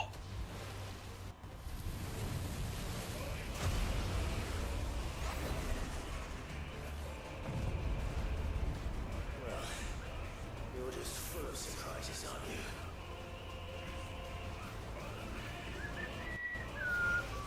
Making it storm now. Water spout. Oh, that sure is a water spout. Get ready. What do I do? What do I do? What do I do? What do I do? Dodge. To the side.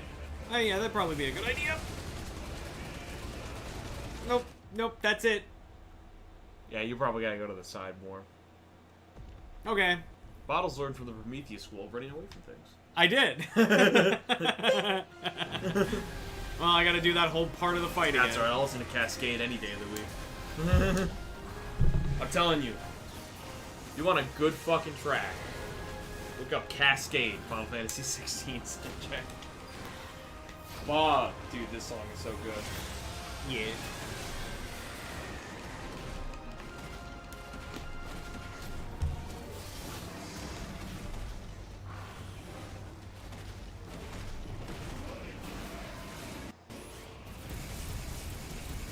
I just think it's the vocation of it. You know what I mean? I think the fact that like the melody is more up, you know? Because we're not fighting some fucking guy that's hell bent on fucking Clive over. Yeah. You know what I mean? We're doing this to save the child it's connected to. Or else it's just gonna die. So it's like, well, or you know, it stays frozen for the rest of for the rest of eternity. It's like, so the whole song is like invoking, you know. That was like almost Wii Sports. It's the fucking like triumphant nature of it that I think just appeals to me more after hearing all that the songs are good. It just there's so much more like depressing almost. Yeah. It's the whole like tone of hey, the whole bro, game. I'm back. Remember me, Tails the Fox? Hey, Tails is here. Welcome back. Thanks for joining us for Final Fantasy.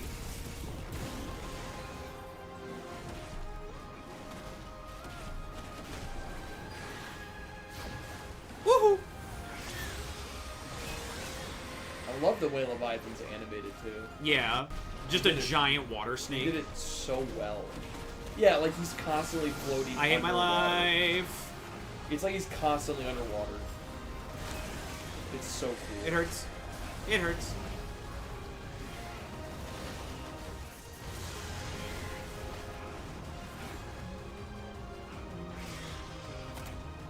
Oh! I wasn't expecting you to just straight up bite me. The snip is so cool. It's so it's so authentic to like you said, like an eel or like a water snake. Yeah. Where I was expecting him to do his laser, not just straight up bite me. he moves with the quickness of a creature that's underwater, but he is not underwater. Yeah, literally. It's so cool.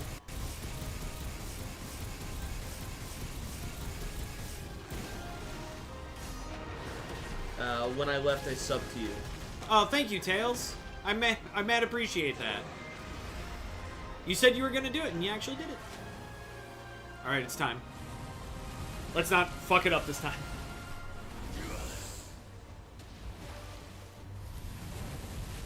Yeah, we don't want CinemaSins getting something against us. Oh no, he's gonna get us for the logos. You're just full of surprises, aren't you?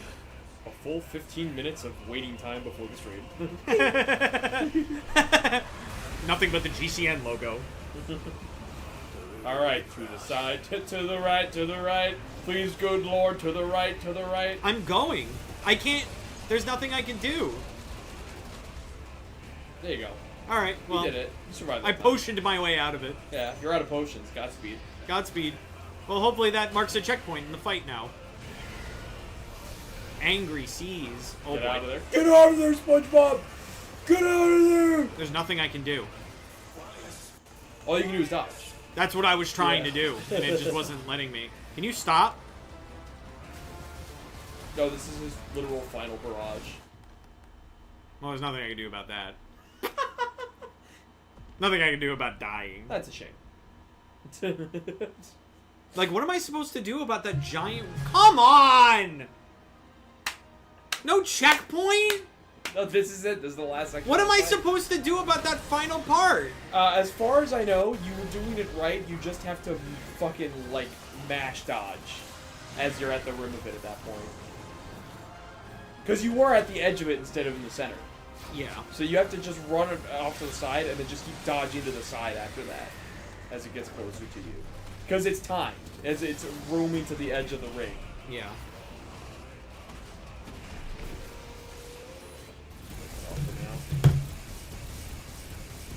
I hate that I have to keep turning it off because, like, I just am, like, right next to it. No, I get it. So I get cold, like, really quickly. Shit ain't nothing to me, man. Oh, you know what? I can... You could just turn up the temp. Well, no, I also brought my hoodie. Oh, yeah, that's true.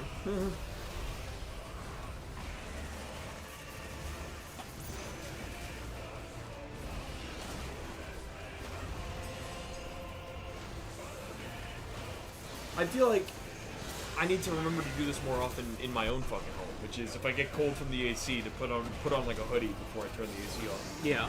Because then I get more out of it instead of having to constantly turn it off and on again. Ooh.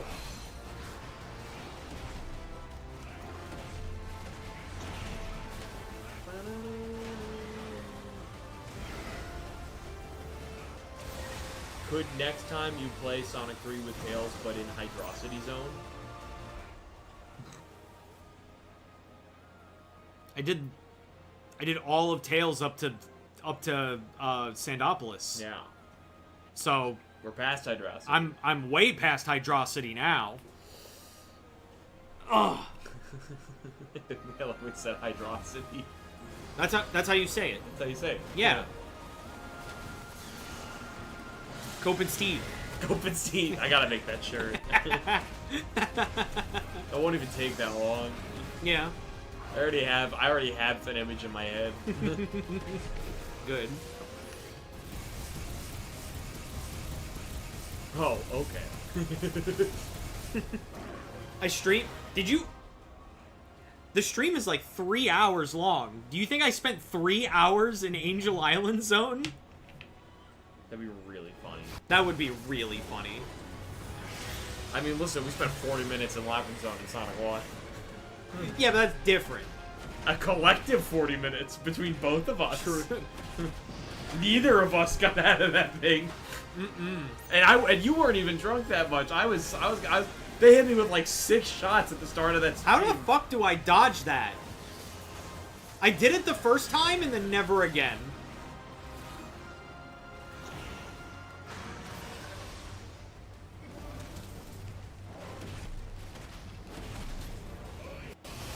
Stay here. Or don't. Now you won't have enough firelights to get you through. I know. If you don't get the dodge on it this time. I love that you hit the health gate naturally, pretty much. So your damage is immediately, like, reduced. Yeah.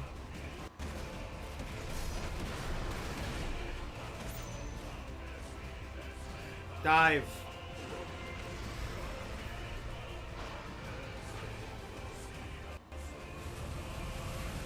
I was good to see a cool cinematic again. Yeah. Why did you pause? I wanted to try to skip it. You son of a bitch. I've seen it twice already. It's great, but you gotta watch. The cinematics are unskippable in the fight. I know. You're just full of surprises, aren't you? Alright, see you after you're done uploading your video. Alright. Off to the fucking side, and as it gets closer to you, just start fucking dodging like fucking crazy. Or I'm just fucking goated. Or you're good, yeah.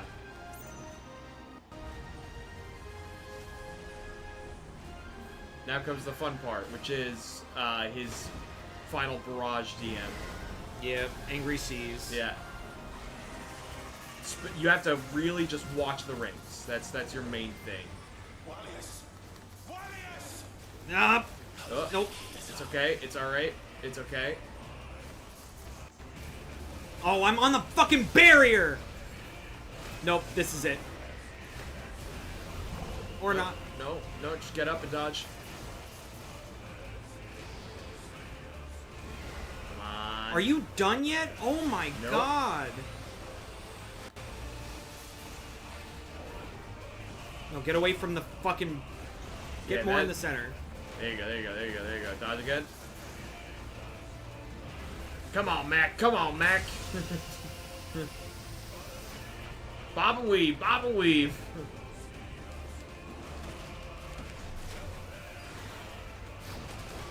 Ooh. I hit the dodge button! No! Whoa. Wasn't a perfect dodge, but it worked. Mm-hmm. No! Don't do this to me! It's so real. Don't do this to me.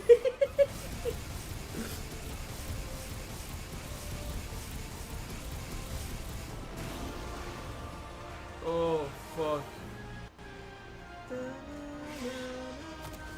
No! Oh. Light on your feet, Mac. Light on your feet.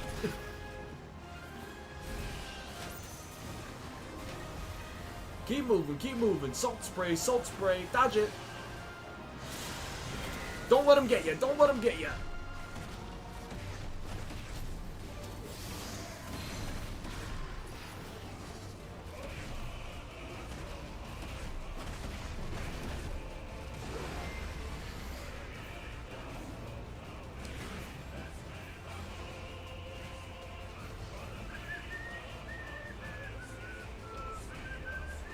What are you doing? What are you doing? Wait. I can't do anything against this. I'm doing something against it. He said not this time. He did. You have Well, to trust Clive. in Clive's universe, that never happened. If that's what you want. Yes! Yeah! It would be funny if you somehow failed that because you didn't start right away. Yeah. Controlled burn. Fuck you! Welcome back, Tails. Welcome back! Oh. Oh. Get him! Get him, fucking Clive! Get him! Just finish him, please! Spirit Bomb!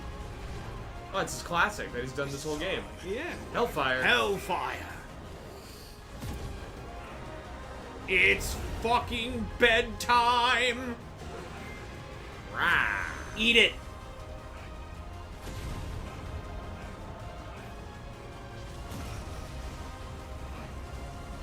I hope that you come back someday.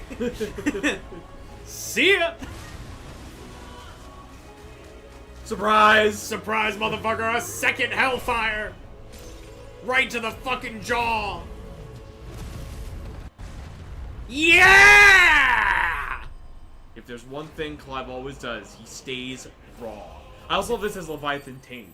Yeah, He's not dead. not defeated. This is a baby. If you manage this with a pixel of health, I will be so surprised. I essentially did. I didn't want to read that. I saw it, but I didn't want to read it while you were doing it. Because I felt that would be in poor taste. But for what it's worth, that came in like literally like right before the cutscene started. Yeah. So it would have been fine. Yeah. In hindsight, but I was never more locked in than then.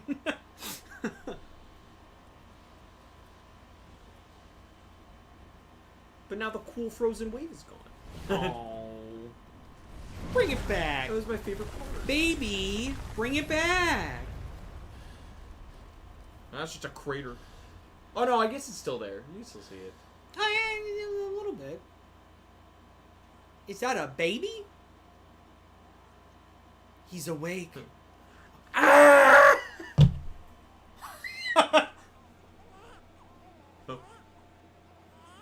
Oh no.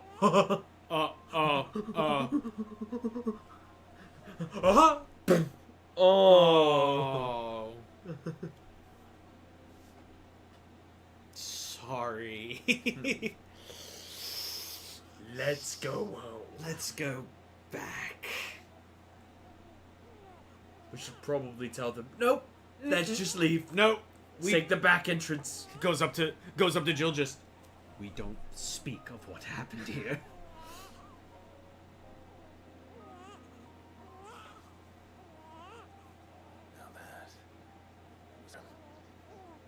What do I fucking do with it? What do I do with it? I got him. Yes. Oh, my grandfather. Here's your grandpa. Have fun with that confusion for the rest of your days.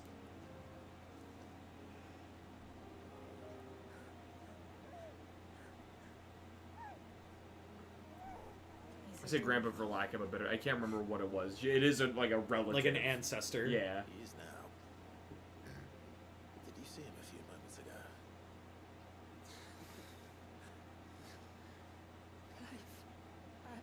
Barely. You went to some other fucking dimension. Yeah. We saw like a port. We saw a big water tower for like a little bit. I had an idea. He's crying. It's cute. Yeah. It's alright. Oh, it's only a little, but with trauma, they'll be fine. Wouldn't want the little monster catching a cold.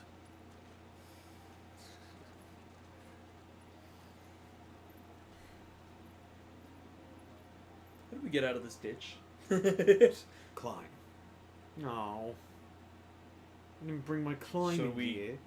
We toss the baby back and forth between each other. Hot potato, hot potato. Alright, I think I'm good. Give me the baby. Alright, you go. Ready? Whoa, shit. Butterfingers. Don't fucking drop him again. Wait!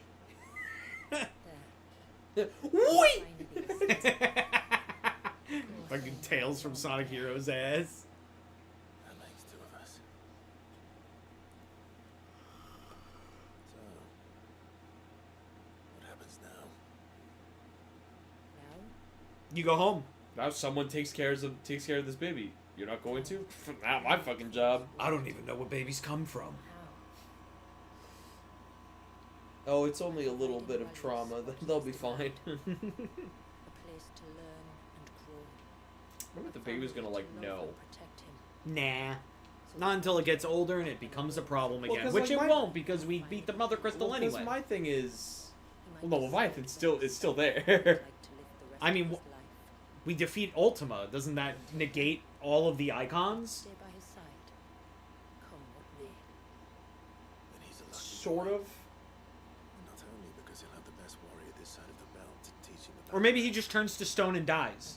Yeah. She'll do There's also that aspect too. Yeah. No, that only happens to Clive because he literally like uses all of it in one go. Yeah, that's true. Because that's the bearer's curse throughout the game, is to turn to stone because they just use all their magic. Yeah. But Might it not be time to cast off your ancestors? you know, he's an icon, so he's special. But then, you know, he uses Ultima's fucking Aether Yeah. in one go. We have the crystals to maintain the wall. If anything, I'm surprised, you know, It didn't happen during the I'm fight. surprised it didn't just go, he's still going. Ready to accept us. Well, I guess he had the power of 6 icons. If I remember rightly, you and yours still choose to remain hidden. It is pretty, like, it is pretty there that he's dead, yeah. But Regardless. It's open. there's a benefit of the doubt that if you come to me and say I don't think he's dead, I'll let you have that. Well, also, like, it's just enough of an ambiguous death to where if the writers decided to make Final Fantasy XVI 2 Which I in some really don't capacity, want, yeah. no. But if they do, Suspect you to be needed then, for which they won't, disposal. because this game wasn't received well, if I remember. No, it was received. It like, contrary to the fucking whiny babies online, it Yeah. actually did really well Okay. critically. Okay. It just, Destroyed to turn what's left. but it's like Yoshi P is not. He's not the type of guy that's gonna get like bullied into a sequel that Yeah, doesn't feel like it's necessary. Yeah. But I'm like, if he did decide to do 16-2, it wouldn't feel super forced to have it be like, oh, Clive's alive, actually. Yeah, there's a way out Yeah. theoretically. Square Enix set their expectations for every project way too high. Yeah, anyway. like that's the Well, thing. yeah. Every single time that a game comes out, it's like it didn't meet expectations. It's like what the fuck were your expectations? What are your expectations? It's the first like new FF game in a while when this came Yeah. out. Because when did FF15 come out? Like Oh. 2016? Yeah, maybe even 2015. Like it was. Yeah. It was like shortly after we were in high school. Yeah. And it had its DLC and re-releases, but you know, and 14 was going on since then. Like throughout. Yeah. But yeah, like because 16 was announced and then it came out like years after Yeah. in classic Square Enix fashion. Oh yes. Um, Only time will tell. But I can certainly think of worse places to spend one's childhood. man, am I glad I was not on the 16 hype train from the start. Me too. I was not on the pulse. I don't when think- when they announced it, I remember the trailer. I remember the announcement trailer being out, Yeah. and like maybe it was during like one of the Game Awards or something. But I didn't get hype about it really. I didn't start getting hype about this game until they started like really pushing it, like pretty close right, to when it was right. releasing. That's around the time when I was like, and suddenly it became like my identity. Suddenly I was like, I'm day one of FF16. Yeah. I've been waiting for this game. Yeah. Were you? No, I think it was like.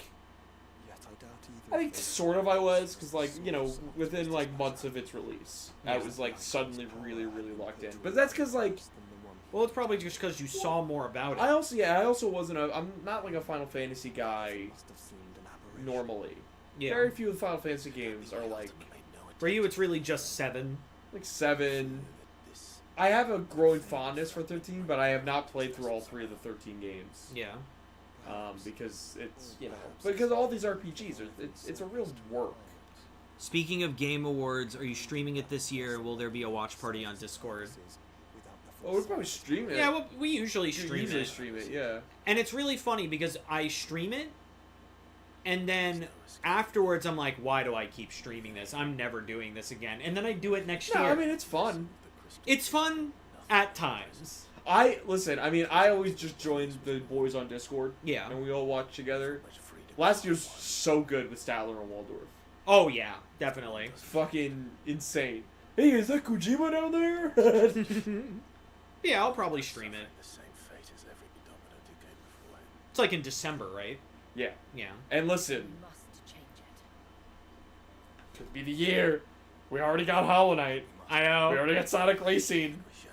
You know, there's nothing left. Metroid King- Prime 4. Yeah, is it's already basically there. on its way. Like, There's nothing left. What is it? A sinister light bleeds from the Arete stone. Oh, That can yeah, be Clive yeah, to yeah. do. What new challenges awaits It's- him within Ultima's virtual proving It's ground? just a series It's of hard fights.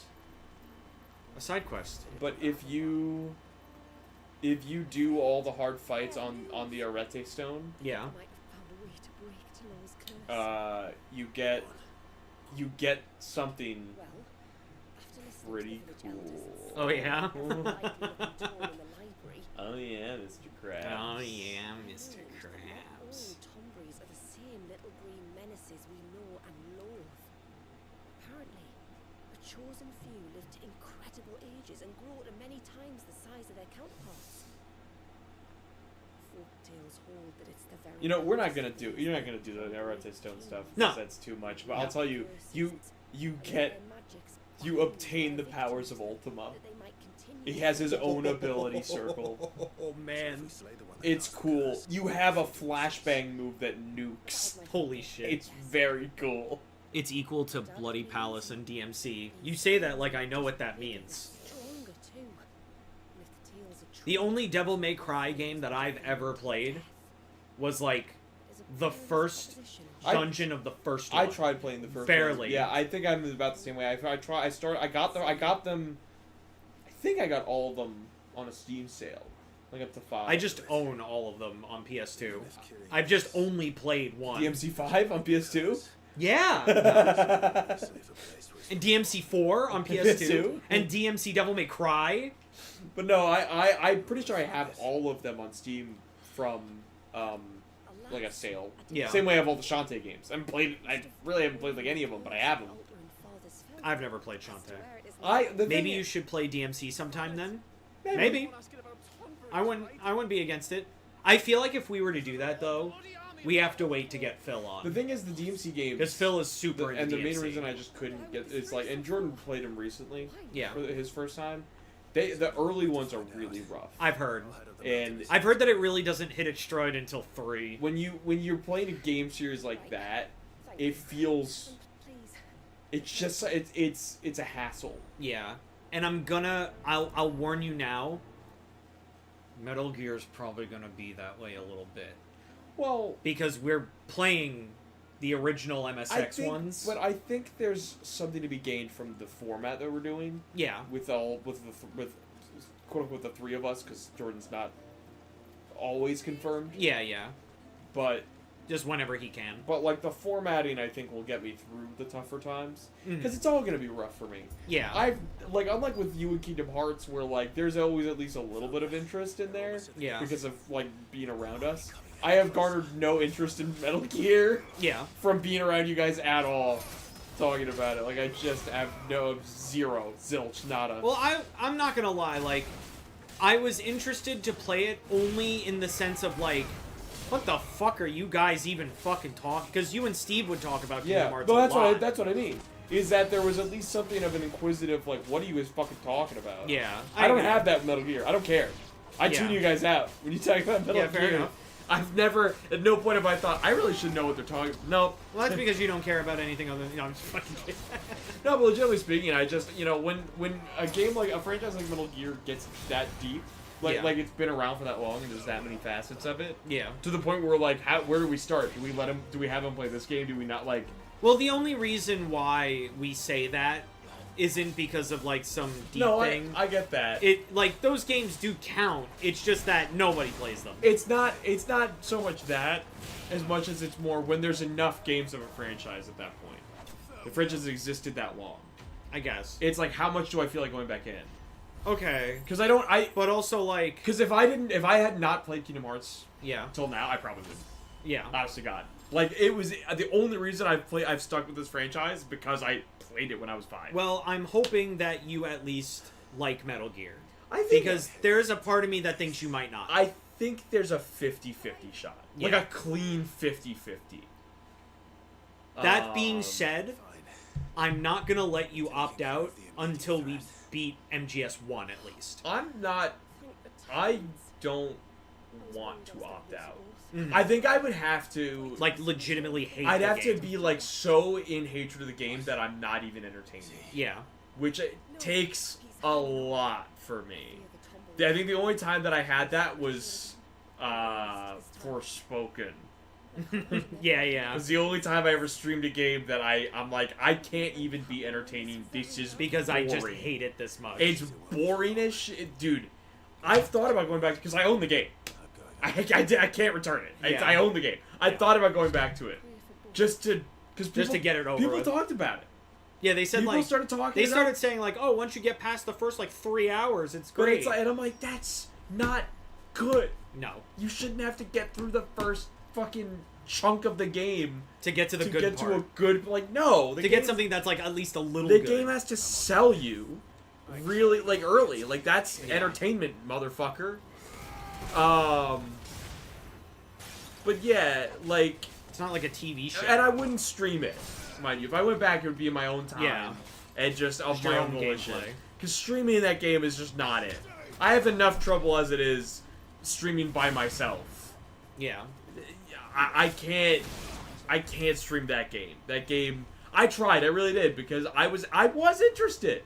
Yeah. Despite all the things that people were saying about it, like, oh, it's got that Marvel humor, that MCU fucking. Yeah, but oh. they always say But, that about like, something that has quirky humor. Although it was a little, it was a little cringe. Mm-hmm. There's a couple things. There was lines in those trailers where I was like, really, like eye roll fucking level. Yeah. But like, I still liked what it looked like.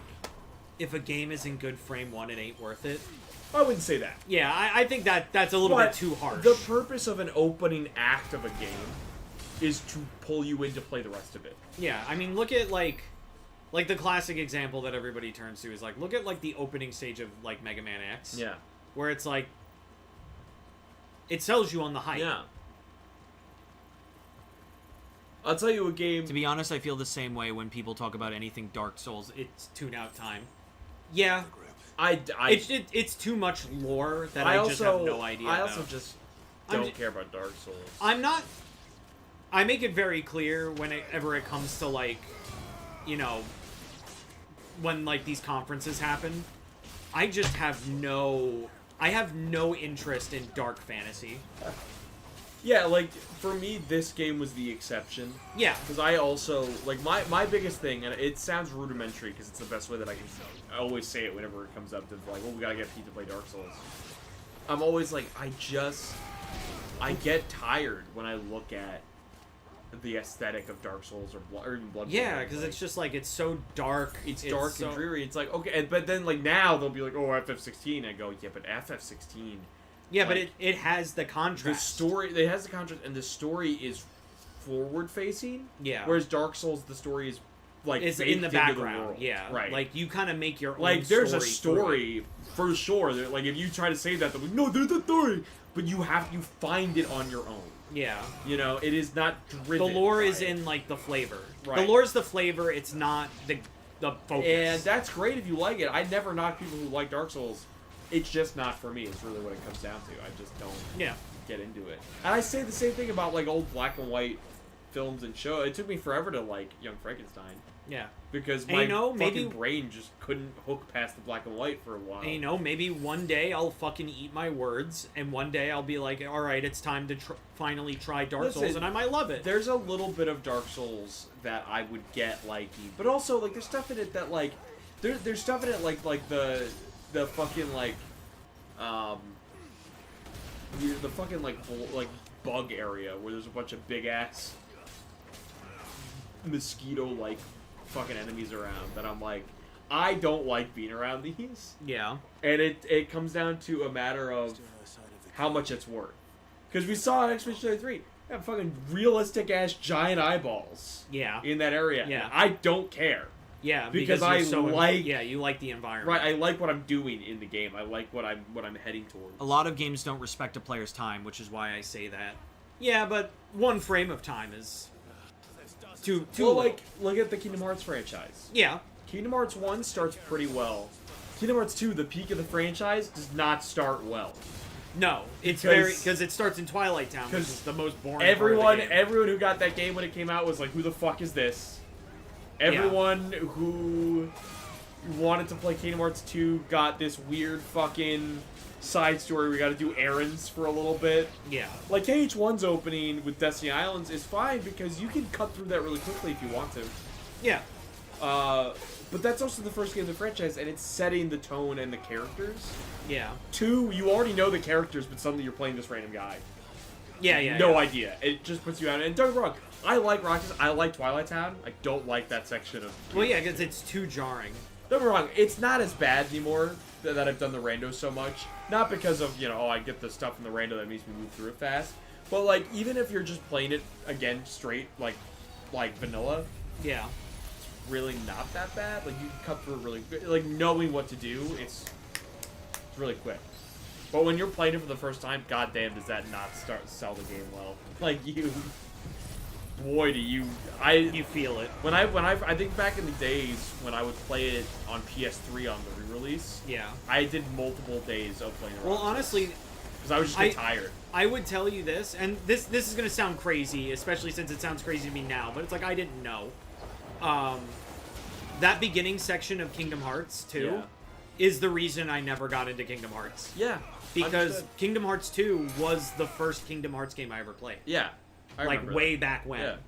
And I never got past Twilight Town. Yeah. Because it's... What the fuck is this? Yeah. It sucks because that and is, there's also, like, not a lot to do. Yeah. But it sucks because that is, like, the peak game of the franchise. Yeah. And honestly, probably always will be because I don't really know... I feel like they kind of lost their stuff when they swapped on Unreal Engine. Yeah. And there's just something about 2 that intrinsically is the best. The one thing I don't like about Souls-like is that I need a PhD on every boss and need to learn their hitboxes, not patterns, hitboxes. Well, I'm not the best person to have that discussion on because, especially over the years with Kingdom Hearts, You're very much like I'm very learn hard-coded on everything about this. But, this like, I guy. feel like that's a mentality thing of, like, if you think about it without fighting the boss, yeah, it sounds like it's annoying. Yeah. But if you are just trying to beat the boss, you learn... You kind of learn it inherently. Inherently. Like, you... And maybe the problem is that in Dark Souls, maybe it's not a thing where it's like...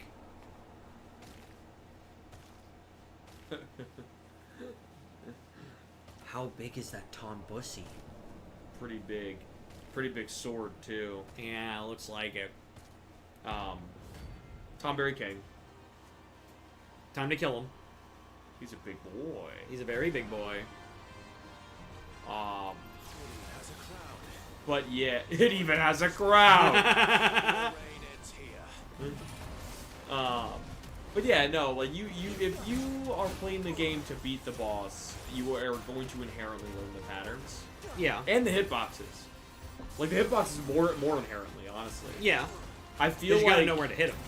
I feel like there's a lot. Like Kingdom Hearts has a lot of. It's just wonky more. hitboxes, It's just but- more so like. Is it the type of game where like you're gonna want to? Right. Is that's really the issue. That's there. what it comes down to, and that's completely preference based and not an objective mechanic thing. Yeah. You know, and that's what Dark Souls is. Oh my God. I did play Dark Souls at one point, and I went, I'm not into this. Yeah. And it's I not remember worth my it was time. for the channel, and we never put up those videos. Well, we did it once for the channel, but I also did it at Juan's house, just off channel. Yeah. And the one at Juan's house was the funny one because that's where when I was fighting the gargoyle, it jumped off the stage, trying to get me, and I won. Like I fell off the stage, it dumped after me, and when I respawned, it was gone. It was and I just won. dead. Yeah, That's hilarious. very funny. I love that shit. But yeah, I tried. It just really comes. It's just down to not it. a franchise. None of it is like worth my time.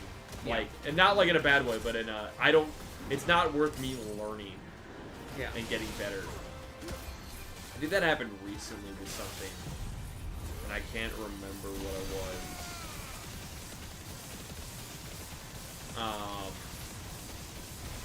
Fuck, I can't remember what the fucking thing was that I was feeling that way with, where I was like, it's not really worth me putting the time in. I think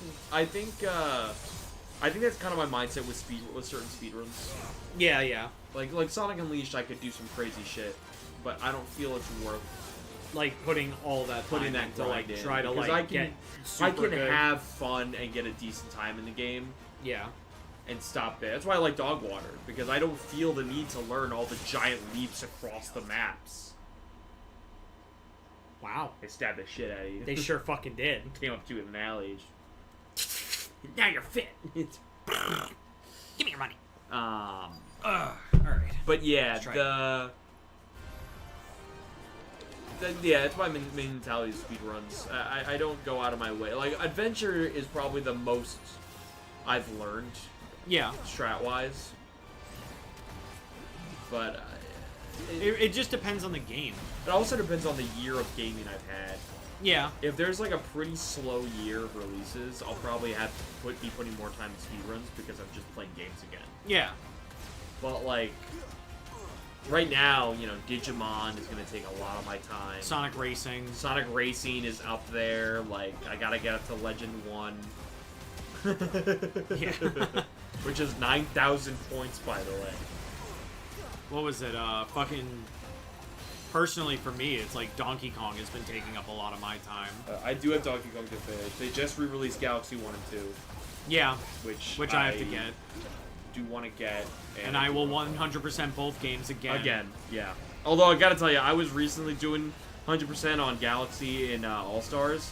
Yeah. Man, when you get to the purple coins, it really slogs. I know. Because, like, I got to, like, the fucking purple coins on, like, the waterfall Galaxy, and I fell off the map, and I went... Yeah. I just turned it off. Well, like, I feel don't like want to do it as all much again. as much as I love Galaxy and Galaxy 2, those post games are dreadful. I think Galaxy 2 is the better one, just because it's more to do. It doesn't feel as punishing because of the way that it's laid out. But I think because Galaxy 1 has such a fucking, like, long time in between each stage, yeah, it feels worse. You're watching multiple animations. You're going through multiple menus. Yeah. You know? Like, it feels way worse, you know? But I think, from what I remember of Galaxy 2, plus Galaxy 2 is Champions Road. Yeah. Which I remember. Is a cool stage. Yeah. And Galaxy 1 doesn't have that. Galaxy 1 just has get the purple coins. Yeah. Do you remember Super okay. Soaker? I do remember Super Soaker. Yeah. Do you remember when we were doing Champions Road? We were doing it for like multiple sessions. We alternated. Yeah. I remember Steve was there. Yeah, Steve was in the background. Do you remember though? I will never forget because I got actually mad. One of the few cross sections of the GCN eras. Yeah. Was Galaxy 2. And Crash to Insanity. Yeah. Was literally me, Mike, and Steve. But I remember there was one attempt that I was doing where I was doing really, really good. And then Mike literally took the controller and started being like, and made me die. And I was like, what the fuck is wrong with you? I love Why that did you moment. do that? I love that moment. He's like, the battery's dying. I'm like, so? I love that moment so much. It made me so happy. I love that like Mike kind of broke a barrier for me in that when you got mad, I would just kind of get silent. Yeah. But Mike broke a barrier, and since then, I just kind of laugh as if Mike's still here. Yeah, yeah. Like, I'm so sad that he died. I'm so sad that yeah, let's remember Mike. He was a real one. You know, he asked me today, like, when am I doing my next Unleashed run? Yeah. And I was like, I'm so sorry, Mike, Digimon is here. And I put 400 hours into Cyber Sleuth. So you're gonna have to wait. Jury's still out on how many hours I'm gonna pump into fucking Time Stranger. I quit Stellar Blade as the gameplay was meh. Like, yeah, the designs are nice, but the story was also meh. See, Terra and Crossworlds has me. I didn't fall off. I just fell off Stellar Blade. I didn't give it up. I want to go back to it. I was, like, close to the end. I just, like, I think something else came out.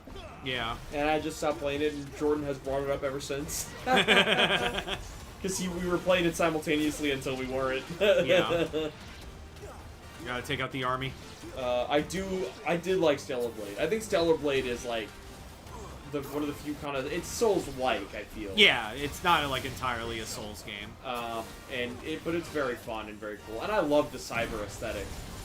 Always have. Yeah.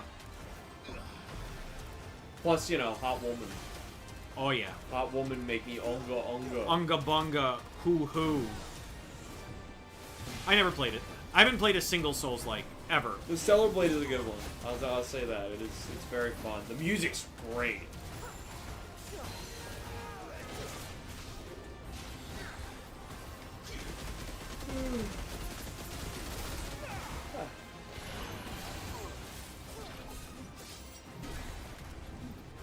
I think when the day finally comes that we hit a point on this channel with streams that we're like, what do we stream now? You know, where it's like, there's nothing like big, new, there's not, you know, we finished Kojima's, like there's nothing else. Yeah. I would happily take up the controller and revisit Cage and do my critical streams. Oh, hell yeah. Via GCN. I'd be down. Do it all over again. Yeah.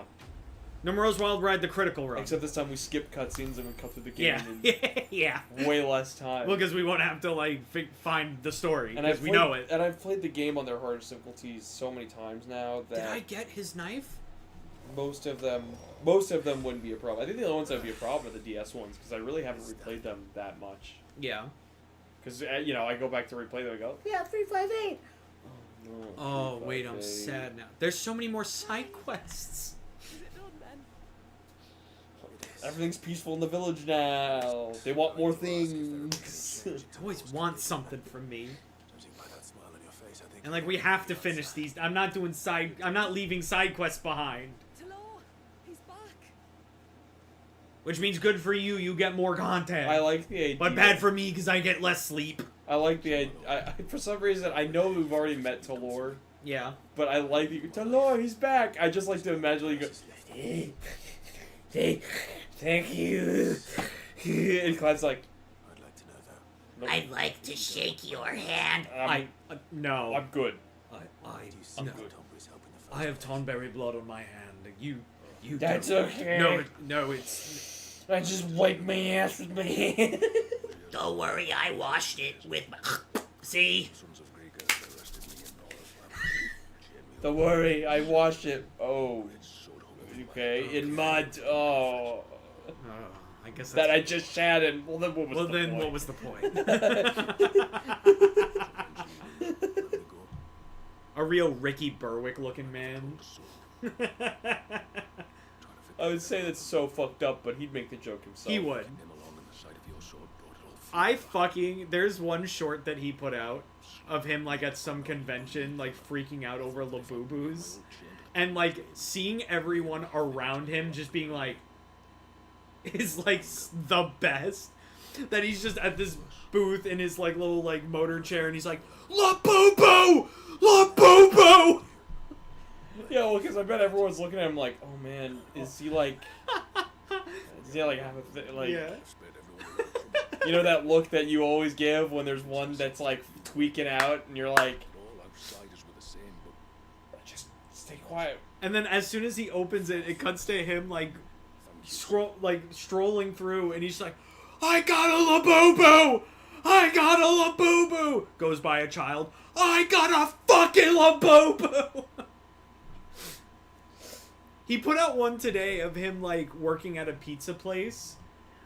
And he goes, like, everybody in the place starts cheering. He's like, yeah, I'm here for my Make-A-Wish. I'm dying of cancer in 2 days. I saw a clip of Tim Allen in an interview this morning talking about Toy Story 5 stuff. Uh-huh. And he mentioned a story of, like, being on an elevator with his wife, and they were visiting someone in New York, and a parent with their kid, and the kid was throwing a tantrum or whatever, and so he goes, like, you know, soon, kid, you're gonna be going out with Andy and eating delicious hot smoke. And he watched the kid lock up. And he's like, that's not the reaction I wanted. And the kid's just going, that old man ate Buzz Lightyear! Holy shit. And I was like, yeah, I love that little kids don't understand the concept of voice acting, so they just think they ate their favorite character. Well, what's funny is that there's also the opposite end. Like, there's that classic clip with Ernest Borgnine. Yeah. Where he's like at like a birthday party or whatever, like his grandkids, And he's like, oh, have you ever seen my pictures? And they're like, no, we don't know any of your movies. And then he goes, oh, you might know me from SpongeBob. Evil! And they're like, holy shit, it's Mermaid Man! Yeah. I'm terrified at the concept of people not knowing Tim Allen outside of Buzz. Well, I mean, he's had other sitcoms since Toy Yeah, Story. but I'm talking like I'm talking like the Like little generation kids? of people I mean, that are like post. I guess. I mean, I don't foresee anyone in their current generation going, oh, I know him from Shifting I feel Gears. well, yeah. His most recent sitcom. Anger management. Well, Last Man Standing. Yeah.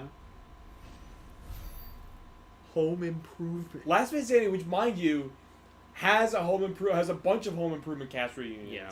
And then recently, the Shifting Gears season premiere is like Home Improvement cast reunion. I'm like, they reunite like every year. Yeah, it's like, this isn't special anymore. You're just turning Tim Allen shows into Home Improvement. It's like, come on, man. I get it, but it's getting sad. I love Home Improvement, but come on. Well, yeah, because it's like, it seems like Tim Allen just... It's kind of like they're being like, Tim Allen, you can't be successful unless you have Now, Home Improvement. if Tom Hanks appears on an episode, now we're talking. Because you're getting Tom Hanks. Yeah.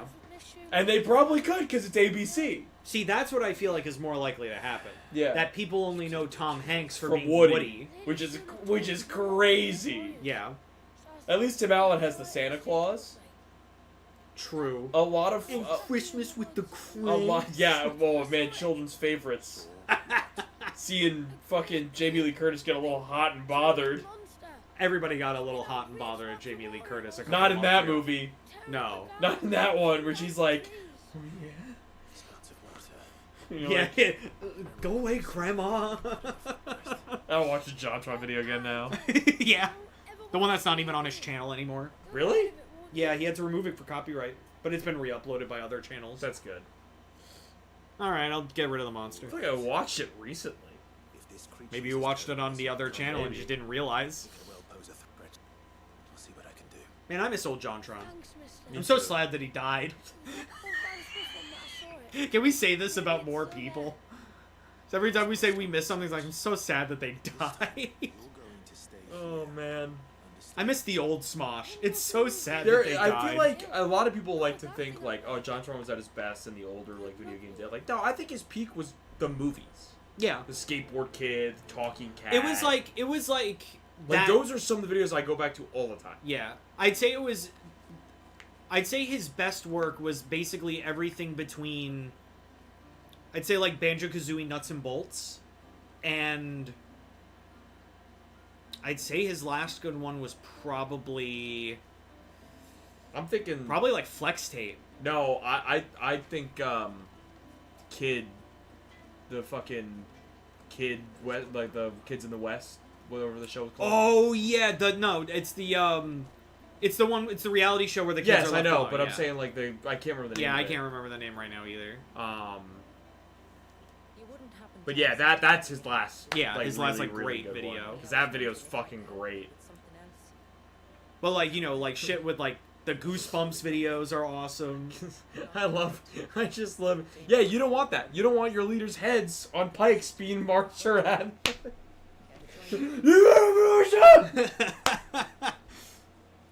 The thing with JonTron, I miss when John reviewed games. Me too. But he was even saying for a while that he didn't want to do that. My thing is, like, I can only go back to, like, the post-Game Grumps video game reviews. Yeah. His older stuff, I do not find entertaining anymore. Yeah. I just kind of It was very, like, of its time. Yeah, like, I just couldn't get... But, like, I could still watch... I love Hercules. Yeah. A couple of hundred of them. Couple of 100 of them. A couple of what of them? A couple of 100 of them. Or the fucking, the, like, Nightshade. Yeah. Space Ace. Space Ace. Hi! Lion King Disney bootleg games. Oh, that was great. The Oh fucking... my god! Oh my god! yeah, with the fucking hanging himself. My god! My god! It kills me every time. Holy shit. Oh, then Simba went to China. I am the great bootleg. It's really bad. Barf, barf, barf, barf, gag, gag, vomit, gag, vomit. Oh, the pain, pain, pain. Also, the one shot. Probably, I think it's from the a different fucking video, but I love the fucking H3 showing up in the fucking Kool-Aid suit. Yeah, yeah. And he's like, punch me in the liver, man. Punch me in the liver. I meant once, dude. Oh. Back when Ethan was fucking based. Yeah. And the random pink guy cameo. Yeah. There was like a weird time where JonTron was like in the Filthy Frank like circle of people.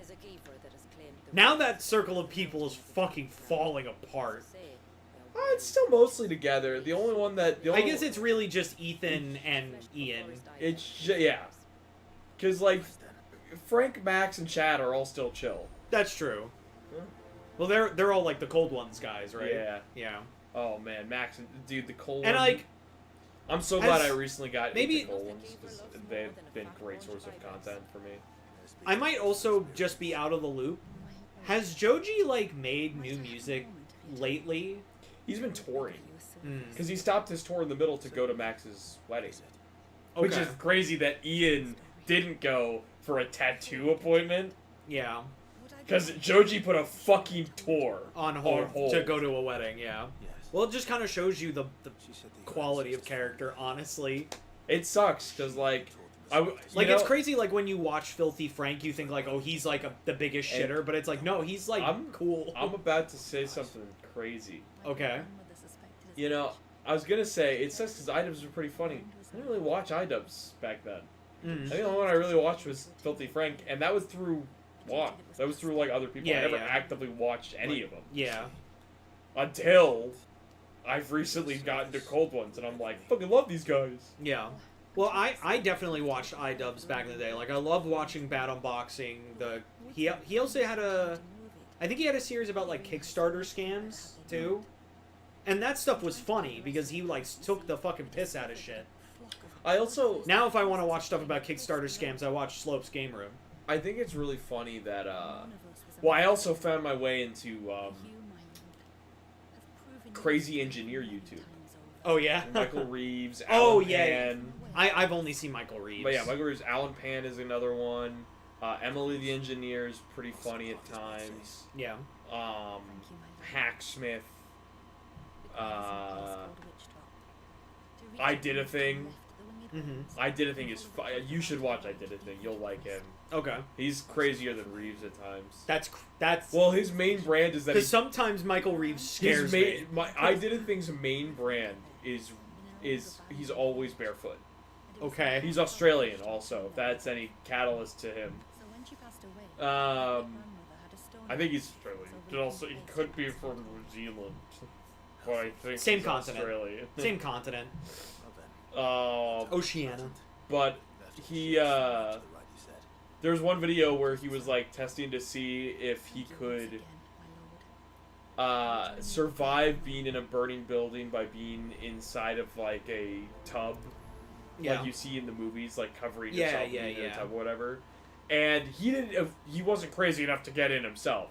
They built a shed in the middle of the woods. Okay. And lit it on fire for this. Oh my god. And they put a bunch of random shit in there, right? And what they put in there was, I think, a chicken, like a rotisserie chicken they put in to see how it was after the fire. Yeah. And at one point, they decide to light this by throwing, like, a Molotov at the shed. Yeah. That's how they light it from a distance. But he does this. You ever shut the AC? Yeah. I'm getting a little chilly. So he lights the whole thing, and then goes to run away, and he forgets the concept of broken glass, and cuts his foot open. Oh. Yeah, and that's like one of the things. My other favorite, he's done one of those videos where he goes, "I make your shitty video ideas." Oh yeah, yeah. And I love that shit. One of them is a sandpaper treadmill. Oh, replacing God. the conveyor belt on a treadmill with sandpaper. No. And he tests it with a guitar, like an acoustic guitar, and it shreds this thing down. I was gonna say that's essentially just a fucking belt sander, isn't it? And then you see him like go to fucking start running on it, and then you literally watch him, boom, and then it cuts to him covered in bits. Oh my god. I fucking love I Did It Thing. He's so fucking funny. I wish I had the balls to do I don't. I actually don't wish I had the balls to do I wish I had the balls to just say, fuck it, I want to make this metal thing. You know what I mean? Because most of them do that. Most of them have a very, like, rough estimated knowledge of that stuff. Yeah. And just go for it. And I admire that so much because I don't have that. I tapped into that with my cosplay for MMOC this year, where I went, I've seen videos. Yeah. I can throw something together. I can do this. And it worked, sorta. But if I had more time. But yeah, like, I wish I could do fucking, because I would thrive so much in that style of content. Yeah. Of just being a psychopath. Oh, William Osmond is another good one. I think you showed me him. He's good. William Osmond's fucking hilarious. He does stuff with Michael Reeves a lot because they used to be roommates. They were roommates. And then, oh my gosh, they were roommates. I wish that Michael Reeves uploaded more. I did see the one of him. It was like, my girlfriend asked me to like text her every time that I like locked the basement door. He's been doing stuff with Ludwig recently. Yeah, I've been seeing that. He did the tip-to-tip Japan trip with him. Yeah. Where they crossed Japan without speaking the language and without using maps. Any like maps, yeah. Which is really funny. I highly recommend that series. It's a very good series of videos. And recently I just watched a video where they drove in an F4 race. In F4 cars. Yeah, yeah. You mean F1? No, F4. Oh, F4? Okay. Yeah. I've only heard of F1. F1. Teeny cars. Could... It's the cars that when they're in them, you just see, like, they look like F1 toys. Oh, yeah. Because they're just like just the head. It's just the head. Yeah. That's the noise I heard. Sounded like it came from the ruins. But, there's one part of the video that's really funny where, Letta's drinking a Red Bull, and he's like, what was that crunch? And he realizes he had a fucking, like, bee in his mouth. Oh. It was a wasp, it wasn't a bee. He says bee multiple times. But, he goes, but I figured out a way to keep the bees away. And he has his energy drink on the table with, like, a fucking little mini fan on it. And they're doing their practice tracks. Like, their practice, like, loops on the track. And, it keeps cutting back between him on the track, like his POV with the GoPro, and the cam zoomed in on the can, and you just see wasp fly up and just go in the can and out of it. Like, oh my god! It's not helping. And someone in the comments went, "I'm pretty sure that's wafting the scent of the energy drink, the sugary scent, towards them." Like, oh my god! Big crab. Big crab dead. Big green dead. What could have done this? Something's been busy.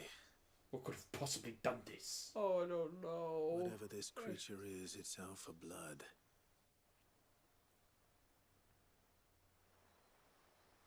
But it's not having ours.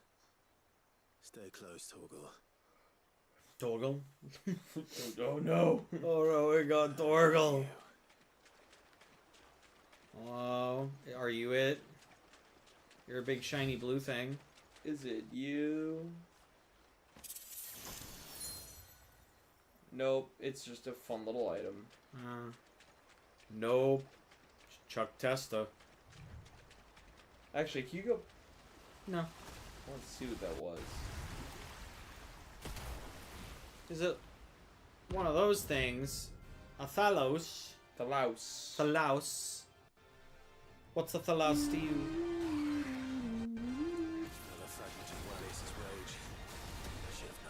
Oh boy. Time to put you to bed too.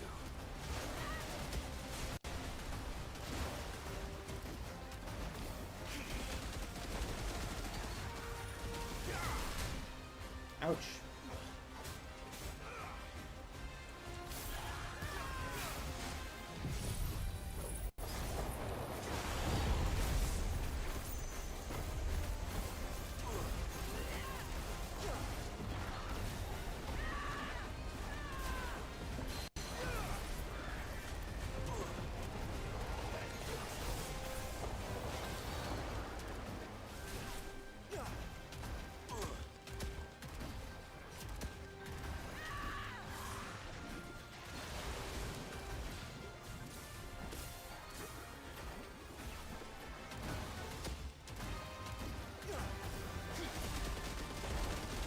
Take it, take it, take it, take it, take it, take it, take it. Oh, that sucks.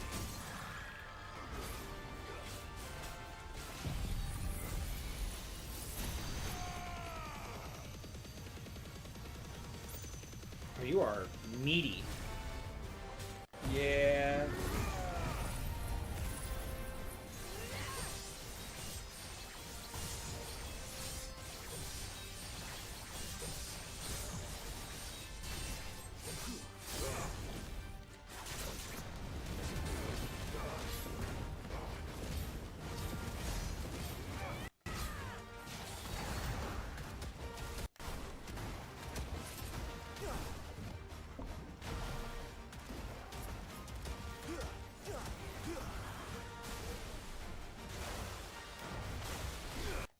Oh.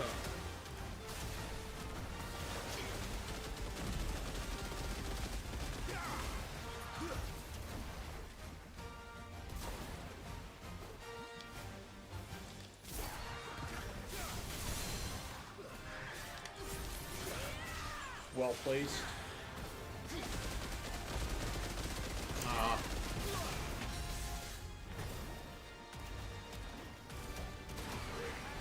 Oh, oh, oh.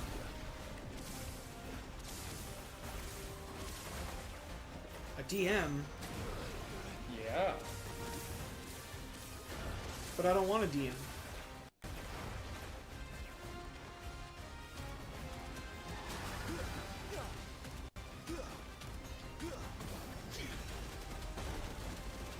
Long range.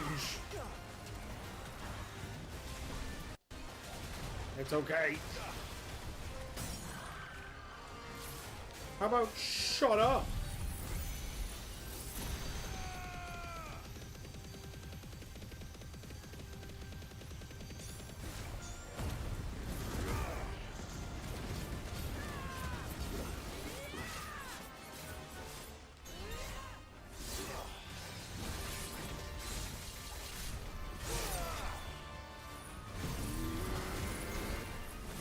Uh-oh.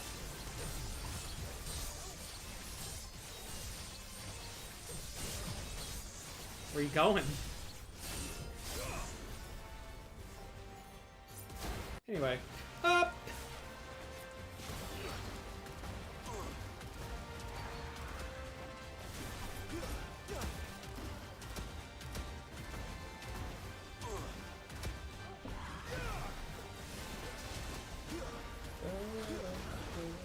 Oh, not this crap again.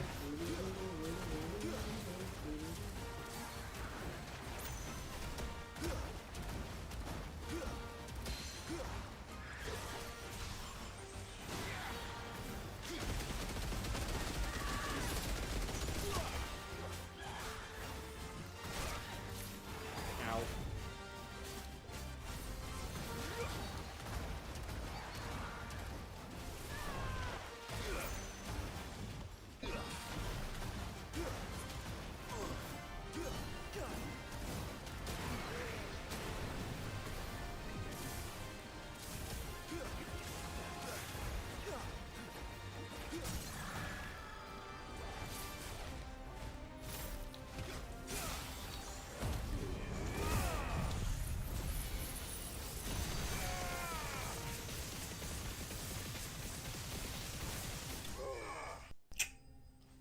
Perfect.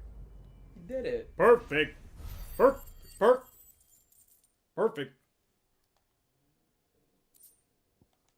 Oh yeah, the aqueous membrane. Fingers crossed that's the last of them. Ugh. to let Irek know When it comes up from the water, diddles his butthole real quick. No, at least.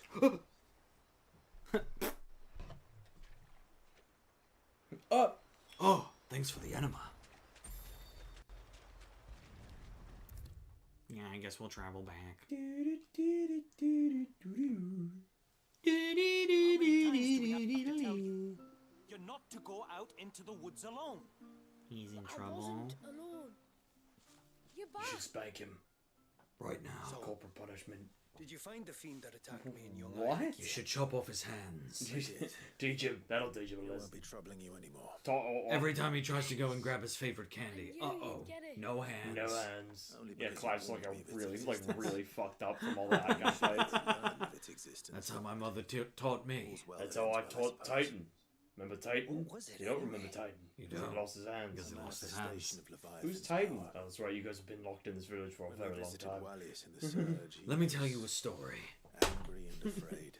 That once was a man. He I has got no some hands because I cut suspicious his hands face off. confession. Now he has no hands. I don't know. Maybe it was looking for his mum. That's why she died, isn't it? The fall. Can't grab things. He can't eat nothing The Force. because he has no hands. Huh! He has no fucking hands. Can't jerk off because he has no hands. She threw herself off. Now he is really sad because he has no Once a hands. year to pay our respects. The whole village. Man, we used to be so good at Whose Line. Maggie is a part of its master's spirit. Flashback to us who was like, Well, it's like we were not good at all. We were so good. Oh my god, let's watch it back. And then Drew Carey's just like, Us and Wallius. I like the implication Aye. that we were really on whose side. And or the vice versa where we weren't, but Drew Carey was here. but for Drew some Carey reason. was here at my house. 0 He's points. not in his suit. He's just in a fucking t-shirt. He's in his pajamas. I was gonna sleep over, but not after this. Why am I here? I know I say the points don't matter, but like 0 points. Can I go? Why am I here? Can I go back to LA and go do whatever Drew Carey's doing right now? Price is Right. He's still doing Oh, The Price is yeah. Right? Oh yeah, Oh. and has been for a long time. I didn't know he was still doing it. Oh yeah. This should be the path to which Good for him. He's also seeing real big fish and feeling like he's coming to them, as he stated. This was recent.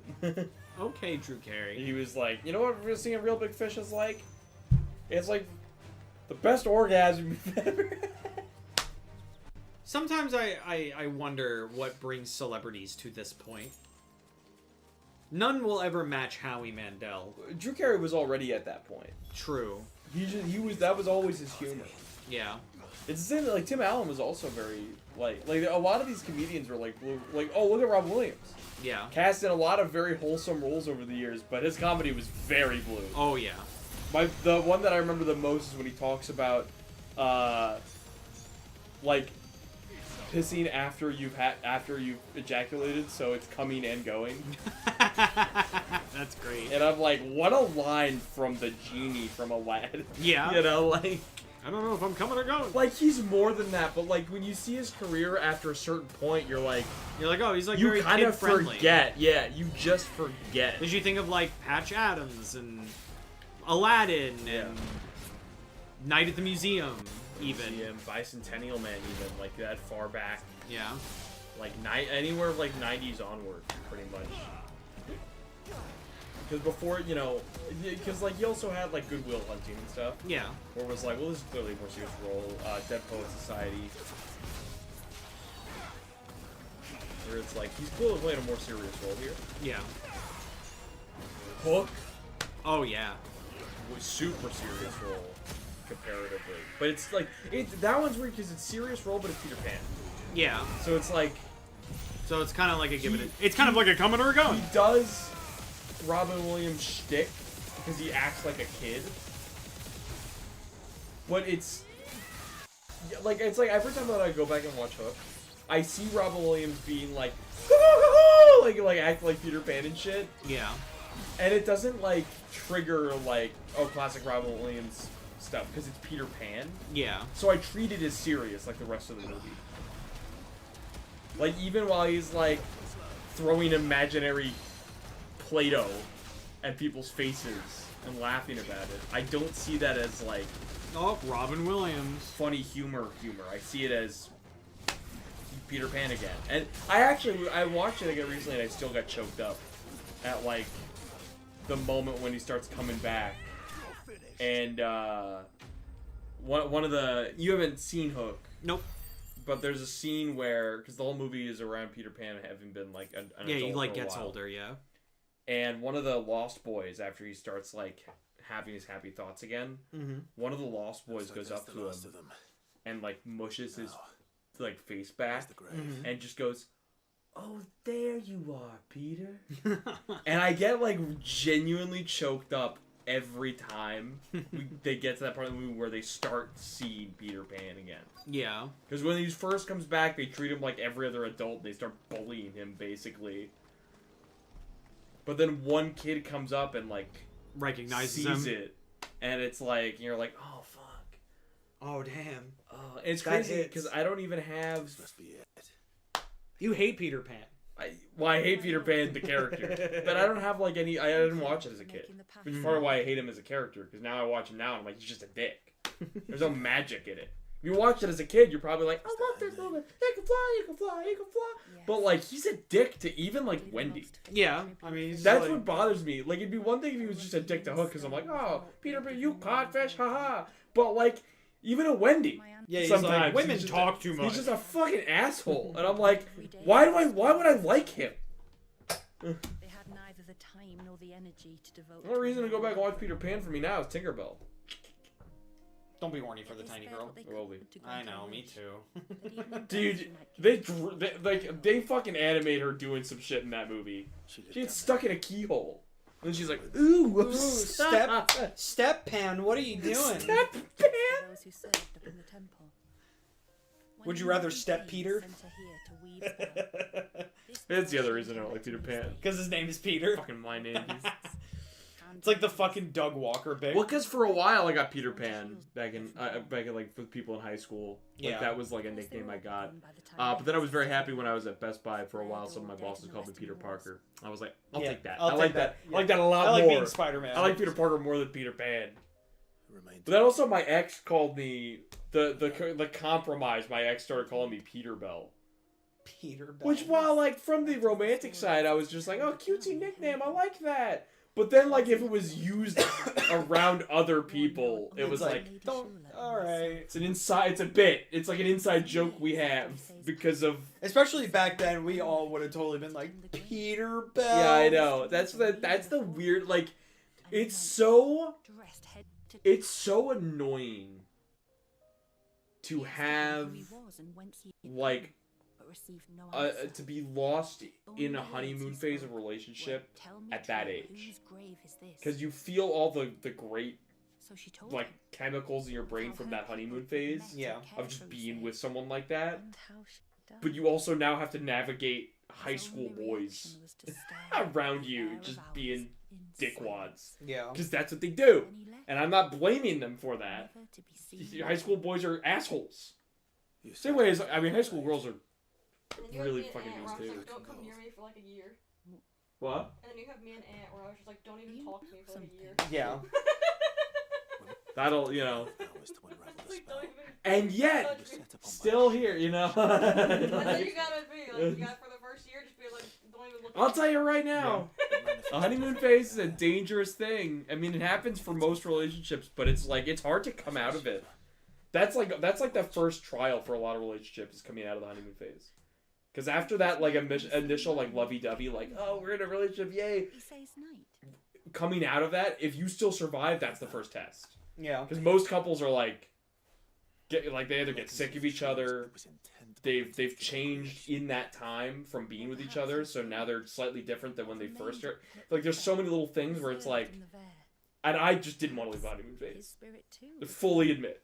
But it was also in high school, so like I feel like most high school romances, Yeah. are like all honeymoon phase, and that's why most of them don't leave high school. They don't last. Yeah, because it's most of the time high school teens do not want to leave the honeymoon phase, and or they have sex, and you don't want to, and then it all becomes that, because it's all fucking hormones, and so it's just it sure is all fucking hormones. It sure is, yeah. It's so funny that like you can track the human brain to that extent of like that one physical interaction, it's fucking over. You're in the fucking red line. The fucking synapses start fucking firing. It's crazy. And the sex ed classes we did have didn't do fucking shit for us in terms of like taught me what my penis was. Oh, that's what that is? What? So that's good to know. That's good. Fucking 14 years in the life. Oh! When did I get that? Oh! Not even. I thought it was my pee tube. No, you just didn't even notice it was there. Yeah, no, I was like, oh! When did that get there? But like, no, like it's so great. Like the sex ed classes will like they took us through like what this is and what that does and how babies are made and shit like that. But it never did tell me. But they never how to fuck ugly women. This is see right here. This is not an ad. You will have to fuck ugly women. Though, Peter, I will say it definitely did do stuff for us because you should hear the stories from people who don't know. So true. Oh no. It's so.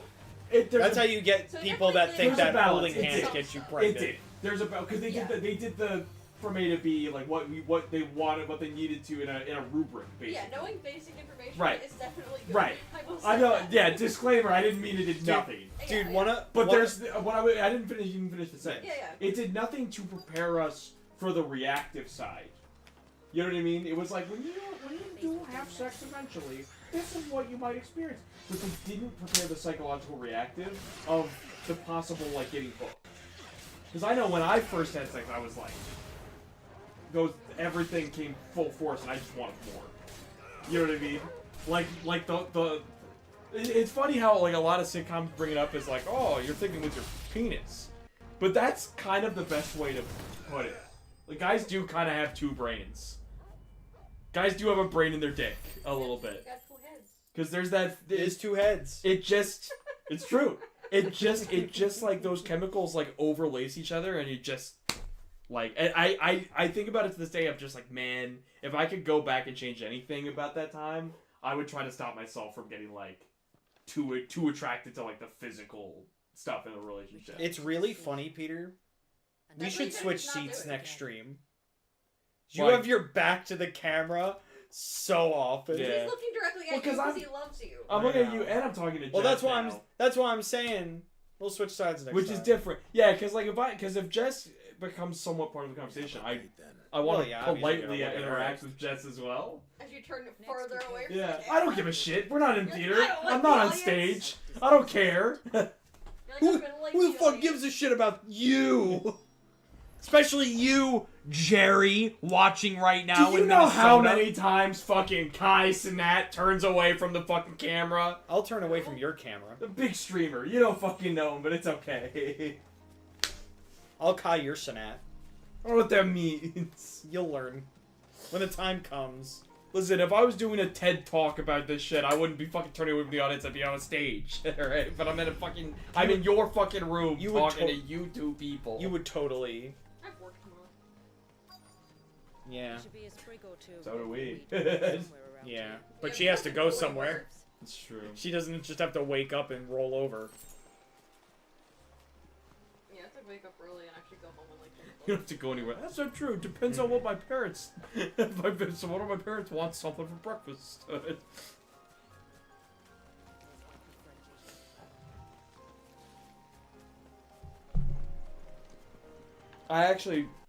My mom actually was like, "Hey, you should." You should just. My mom found that they sell her energy drinks at Home Depot. Uh-huh. And the reason this is important because she gets NOS. And Yeah. NOS is notoriously really fucking annoying to get in a normal circumstance. You might be able to find it at like a gas station. But like I don't know about you, I don't like going to a gas station to shop. Mm-hmm. Like I go to a gas station To get gas? to get a can. Maybe like if I'm going in to buy something, it's a quick can or a quick snack. Yeah. But it's not to shop for multiple. Yeah. So I feel always weird of like I'm gonna go to the gas station and buy like 6 cans of Nas and then leave. That just socially feels weird. But it was the same way with this, where they were implying that I go to Home Depot to get a bunch of cans. Because I was like, oh, do they have like the boxes or they have like cans in the fridge? It's cans in the fridge. Yeah. I don't know. Go It's to like, Home Depot, just get a bunch of cans of Nas, buy them and leave. Like it's Home Depot. Yeah, it's like. Also, I was there last week to get a screw and stuff. I was like, I hate it. I don't like being in Home Depot. This is my fucking Subway. All right. Walk us through it. Okay, Walk us through why you hate Home Depot. First of all, it's not new. Nobody really like if you like Home Depot, you've been to Home Depot enough that you know it, and you're used to the layout, and you're good at walking in and getting what you want and leaving. I'm not, of course. Yeah. But a lot of people that aren't in that kind of mindset, Home Depot is like a nightmare because nobody wants to fucking help you at all. Nobody gives a shit. No one wants to be there. No one wants to help you. More so than any retailer. Give us your TED Talk, Queen. More so than any fucking retailer, nobody wants to fucking help you at Home Depot. Mm-hmm. My dad described it best when he said Lowe's was marketed towards like women who may not know their way around like tools and stuff like that. So it's marketed at like in the best possible way I could say that. It's marketed like to people who are not tool savvy people. Yeah. So it's much more like warm and like welcoming in that regard, where it's like, oh, let's get you set up with an employee that'll help you find what you need, type of thing. Whereas Home Depot is, as my dad put it, it's like your garage. Yeah. You walk in, you know where that is over there. You go over there, you grab that thing. Yeah. But 50% shot, no one's gonna fucking help you. And I went in to just get some fucking screws in. It was the messiest. It was such a mess. Yeah. To just go and grab. I needed like 2 screws, at least. 1 screw, actually, realistically. 1 screw and a bolt. That's it. Nut, rather. God, it was frustrating. And the funniest part, some of the fucking bags of like, for like the nut to go with the screw were torn open slightly, and they had taken like one of the 2 pairs. Like someone stolen it. And I'm like, that tracks. Yeah. Like... Yeah, I don't go to Home Depot very often, but when I do, it is one of the like trashiest stores I think I've ever been in. It's not messy, but it feels like a garage. It's so disorganized. Yeah, it feels like someone's garage. Yeah. Basically. Someone knows where it is. Someone knows where stuff is. Not me. Maybe not me. Maybe one of the employees, but they don't even want to look at you. It's such a frustrating experience, and like then you'll like sometimes I'll load up the website to pull up their like store map. Yeah. And I can't make heads or tails sometimes. Sometimes there's an aisle. It's like fucking 9 3/4. Fucking, fucking Harry Potter. It's a fucking track that doesn't exist. Mm-hmm. That's how looking at the map of Home Depot feels like on the Yeah, you're like, oh, it's over here. Where is it? Where is that? And like I'll find out sometimes that it's an aisle that's like up against a wall before going into another section. Yeah, and I'm just yeah. like, that's not really an aisle. That's not relegated on the like basic image of the map. Yeah. Like it just looks like another aisle. So it gets me so fed up, and I usually only want to go there sparingly, as sparingly as I possibly can to get something. I was literally saying, I was like, the next time I gotta get something otherwise, I might just go to Lowe's. Yeah, I mean, yeah. Because I'll just probably feel just better. I'll feel more welcome. Like, I'll actually just feel like, oh, someone might help me here if I need it.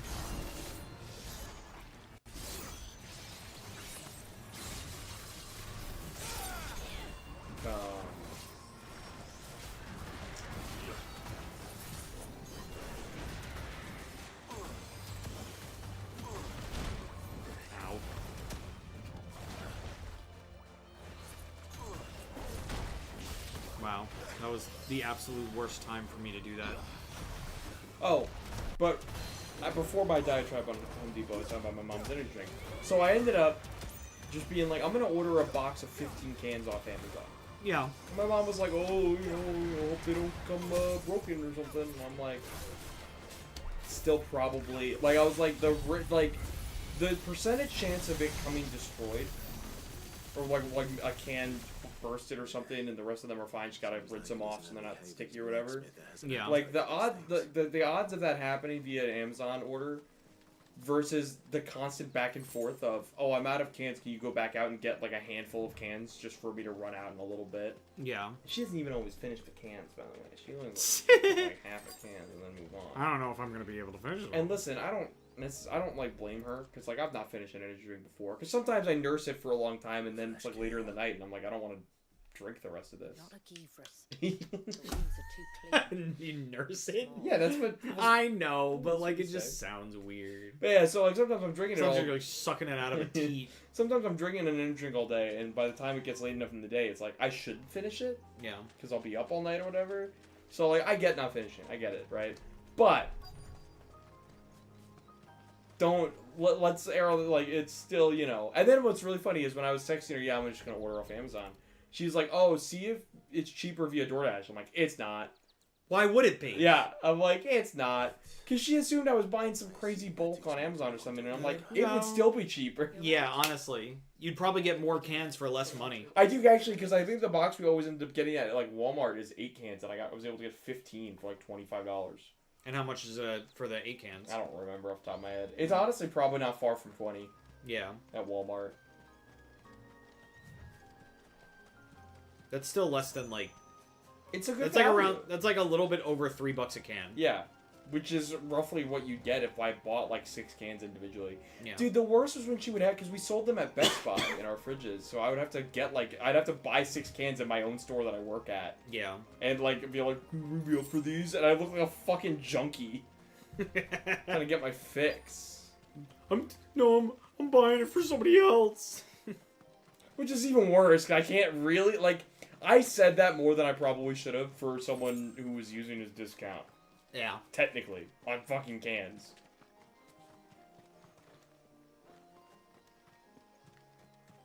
But, like, what are they gonna do? It's like, oh, wow, I'm really taking money from the store here by fucking... How much discount am I getting on fucking energy drink? Yeah. Like... That is one thing I'll miss from working at Best Buy, was the camaraderie of every morning we'd have when we would have a morning meeting before the store opened. Yeah.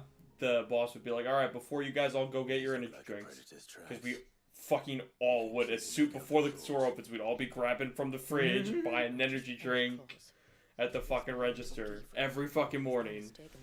It's like, the morning ritual. It was like part of the fucking uniform. Energy drink in hand. Yeah. Let me tell you, man, working retail, you fucking need that shit, man. Caffeine got me through so many days. You don't have to tell me twice. Because of GameStop, I was chugging 2 C4s a day. And the days that I had to forego energy drinks because of, like, I felt, like, kind of shitty, felt worse. Those are the days I spent a lot of time in the bathroom. It's not something you can rush. Was that one fucking video meme I saw where it's like, clock in, use bathroom, do some work for 5 minutes, use bathroom. Use bathroom. Just keep using. Dude, towards the end of Best Buy, that's kind of what it became, was just like, you know, because there would be so much dead air. It is the way of My brain would almost wire itself to be like, I should use the bathroom. Yeah. It's just because there would be nothing. Because it's like, it's not like I would go for no reason. I felt like I had to go. It's just my brain was like, I'm bored, go shit. Yeah, exactly. Like, it just got to a point where it was like... And the funny thing is, I wouldn't even take... Like, the joke is, oh, you took 30 minutes to the bathroom. I wouldn't even do that. I wish I had the resilient, like, the fucking, like, mentality to do that. But no, I still would want to get up because I'm a creature of habit, and my habit is I need to be moving and doing things. Yeah. I also do miss walking around the store because I really... All the fast food hit me from working from home. Yeah, exactly. It didn't hit me for... I did 5 years of eating Wendy's, like, almost every day, and it didn't hit me until... Started working from home. Because now you're not walking at all. Exactly. Which I do plan to get back to doing once I get... I ordered some new joggers from Sushido Ooh, Sushido. Ooh. Hey, Sushido, But support them. They're awesome. I ordered some new joggers, and I'm waiting for them to come here. I also ordered like a nice little bag from them too that I might also use. But once I get that, I think I'm gonna start maybe going for runs again. And like I mean like I was thinking maybe just like because I don't normally eat lunch when I go on break. I usually just vibe. Yeah. So I might take our like a 30-minute break that we get at work and just go for a walk. do a jog around my fucking. That's basically what I was doing for a while. I haven't done it in a bit just because I don't know. I'm lazy. I gotta start doing. Plus, it's gonna be better because it's getting a little cooler out. Yeah. It'll feel. It's gonna be good. Yeah, it's gonna be good for the fall time. Like, and you know what? It'll be especially good for me to do it during this time, because normally this is my depressive season. Yeah. So I'm gonna need to be out. Well, if you want someone to join you on those walks, I'm always available. I work the same job you do. Yeah, I take it just as seriously. I don't plan to walk. I plan to full jog. Well, I'll jog with you. I'll jog with you, honey. I'll jog with you, honey.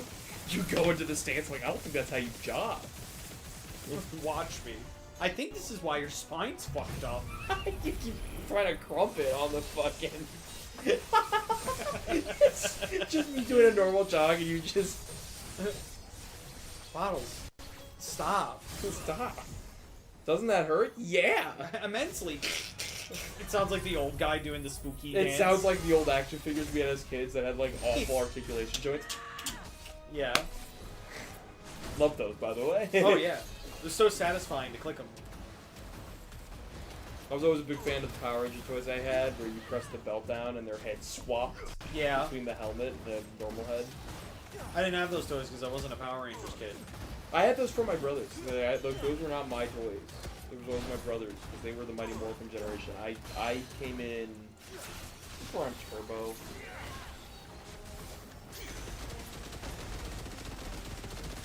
But I don't think I really appreciated it until Time Force.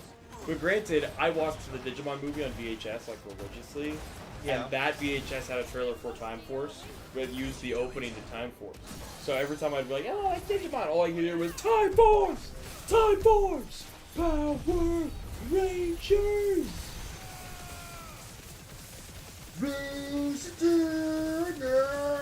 Like, and I had to listen to Time Force. Like every fucking time I watched the Digimon movie, and as a kid, you watch a movie till you can't anymore. Oh yeah, till the tape is dead. I watched the Sonic OVA so much my parents knew it line for line. Hell yeah, dude! Same here, brother. We should watch the Sonic OVA again. Dude, I love the Sonic OVA. It's great. I love that fucking. I think that like instructed my music taste now. Because I love a lot of like echoey synth, like vibes, and I think that soundtrack alone carried that in my brain, like a fucking Trojan virus. O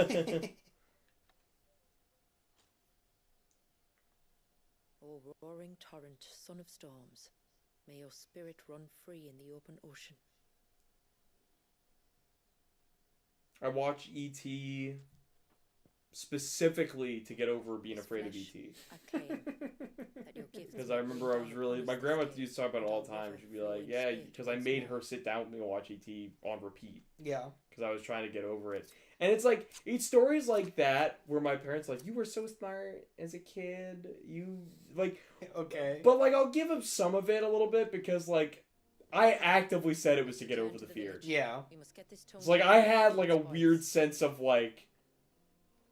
I'm gonna keep doing it until I'm not afraid anymore. Which is not something a 4 or 5-year-old usually says about a thing. Very true. So I'll give them some of it. Being afraid of the thing. But then my mom says things like, you were so kid, you kept making new folders on the computer, and I'm like, okay, you say that like that's smart, but do you mean I just kept clicking the new folder button over and over again without naming them or anything or using them? Because that's not smart. That's not smart. That's like 2 buttons. Yeah, I'm hitting at least. At most. Yeah. At most, it's a right-click new folder. At least, it's finding a new folder. But I don't think there was a new folder button back in, like, Windows 90. I don't know if they had, Yeah, like... they did. They did? Yeah, they did. I don't know. I feel like at the most, I think I probably did right click. Because I didn't start actually looking for the easier options for a while. I always did right click, like, folder. I didn't even, until like maybe 3 years ago, I didn't really use shortcuts like Control C and stuff. Yeah.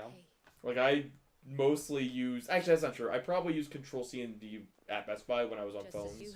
When I was at the computer a lot.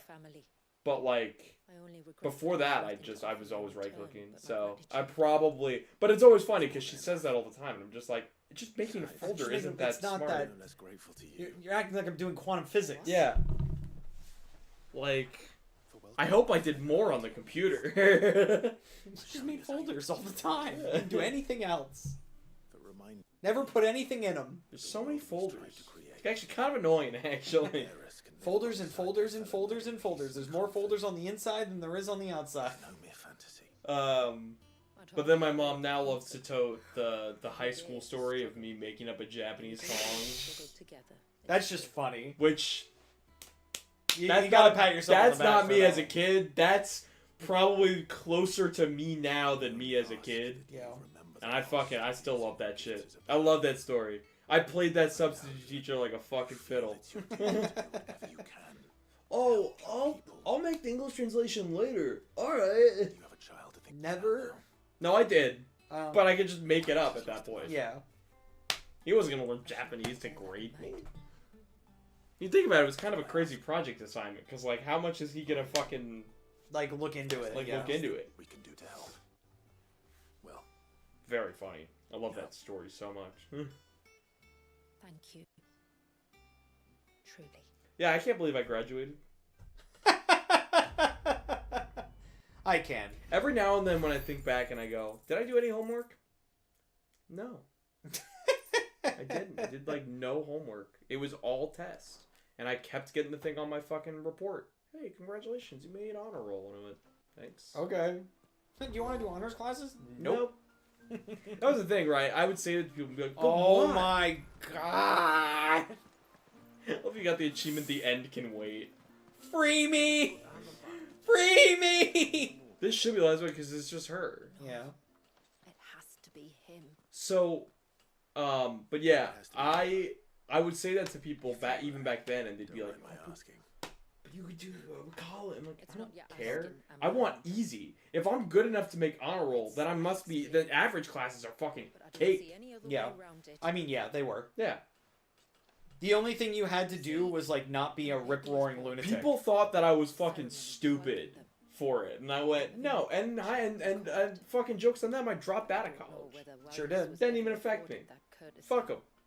What is clear, though, is that my ancestors never one of us. Now our jobs are replaced with AI, so who's really laughing? The problem is, the Hey, I'm still fighting the good you, fight. because you didn't pay $30,000 for college like I do. I actually still have debt that I'm still paying off because it keeps getting, like, paused. Yeah.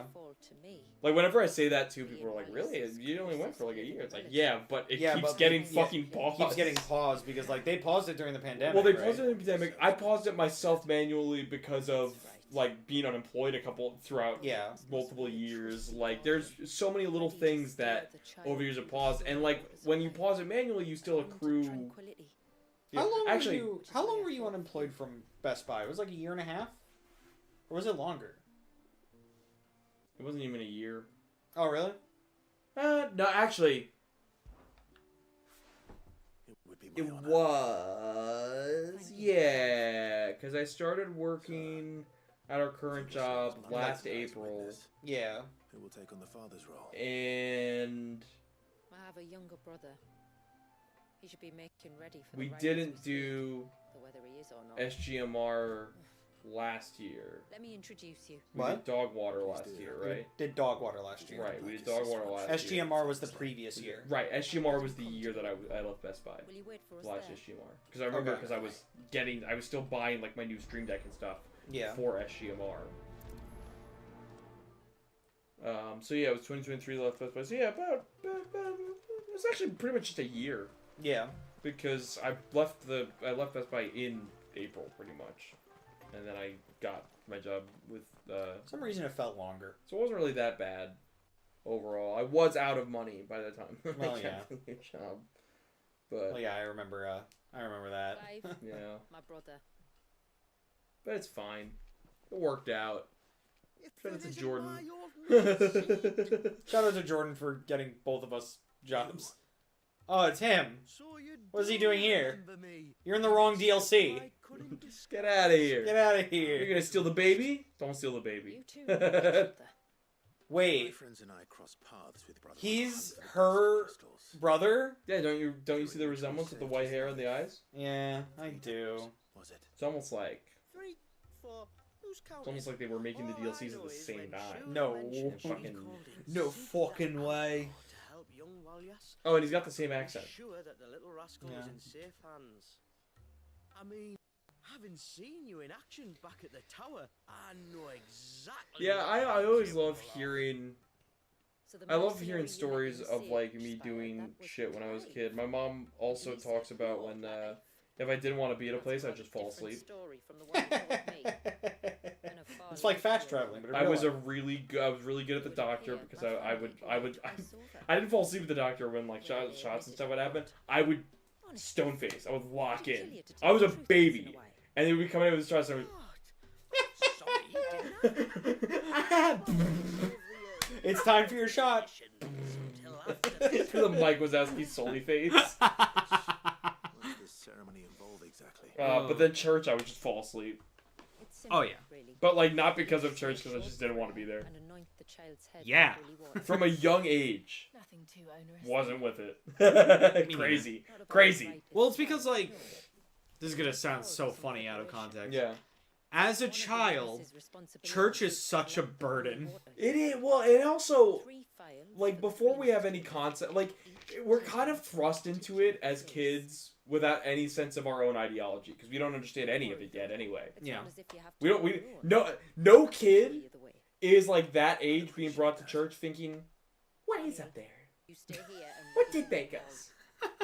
It's gotta be a man, right? Gotta be a thing up there, right? No one's thinking, no kid, they're just being dragged to a place they don't want to go. And then they're just hearing these words of people being like, That's why I think it is. That's why I think it's a little weird when I see like a little kid that's like really deep in religion, because I'm like, do you really even understand the ideology? what's going on?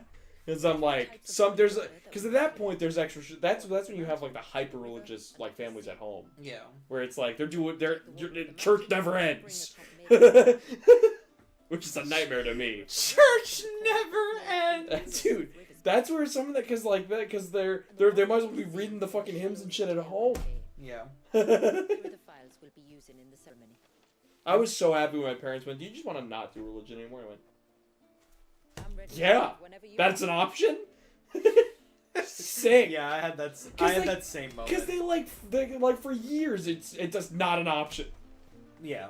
And the worst part was religion class was school after school. Yeah. And this one I just don't care about. Yeah, I had to do that. I wasn't happy about it. It's awful. It made me miss Yu-Gi-Oh. It was bullshit. It pulled me away from my chows. I had to record Yu-Gi-Oh every week because I had to go to fucking church. And you know what? I didn't even fucking make confirmation. Yeah, dude. You want? I didn't get confirmation either. I think I've told you. Because my thing was when they were like, here's the things for confirmation, and they're like, you have to do community service. That was the moment I started tapping out. I had to start writing. I don't want to do community service. I had to start. They tried to have us start writing essays about mass. Like, we had to attend mass and then write an essay about what was talked about. Yeah.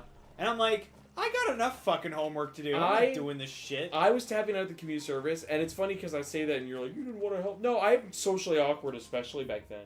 I didn't want to talk to anybody. Yeah. Let alone the fucking random people at church. So, like, yeah, I was like... What did the children ever do for me? I just didn't want to fucking... Because also, like, as a kid, I'm like, what community service? Like... Come on. Because, like, the first step is, what do I even do for this? Yeah. Right, which is its own fucking, like, annoying... Because, again, like we said, we have homework, we have school, we have all this other shit. Yeah, we have other responsibilities. We have our fucking... we have our hormones kicking up, making us angstier and annoying. So it's already a lot. the last thing I need is to now have to figure out what I'm doing for community service, and or let my parents do it. Yeah. And I'm like, I don't want to do that. And then also doing it, which I don't want to interact with someone to do. Yeah. So it's like, I was already tapping out, and then one day my parents like, you I'm sorry, I got too much tism. Dude. You know what's so funny? I don't think I really had like an autistic awakening until like post high school. Yeah. Because I think most of high school, you just fit into whatever like cliques and groups you fit into. You don't really think about that part. You don't think about it that much. Like unless it was like outright told to you. Yeah. And on top of that, nowadays it probably is for kids because like the internet has like become what it has become. Well, it made people more hyper aware of like mental state.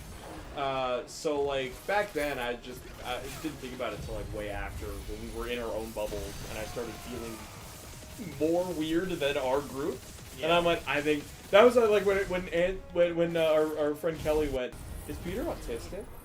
And I went, and Juan told me that afterwards, and like thinking I might react poorly or maybe like I think Kelly thought like by telling me, "Oh, don't say this," or whatever, because it was like when I was out of the room. But then when Juan told me that, I went, shit, I might be. Yeah. But at that point, I already understood the concept of, like, high functioning. And, like, the concept that, like, it's not a debilitating thing necessarily. Yeah. So my mentality was, I might be. But if I am, it's not going to change anything if I find out I am.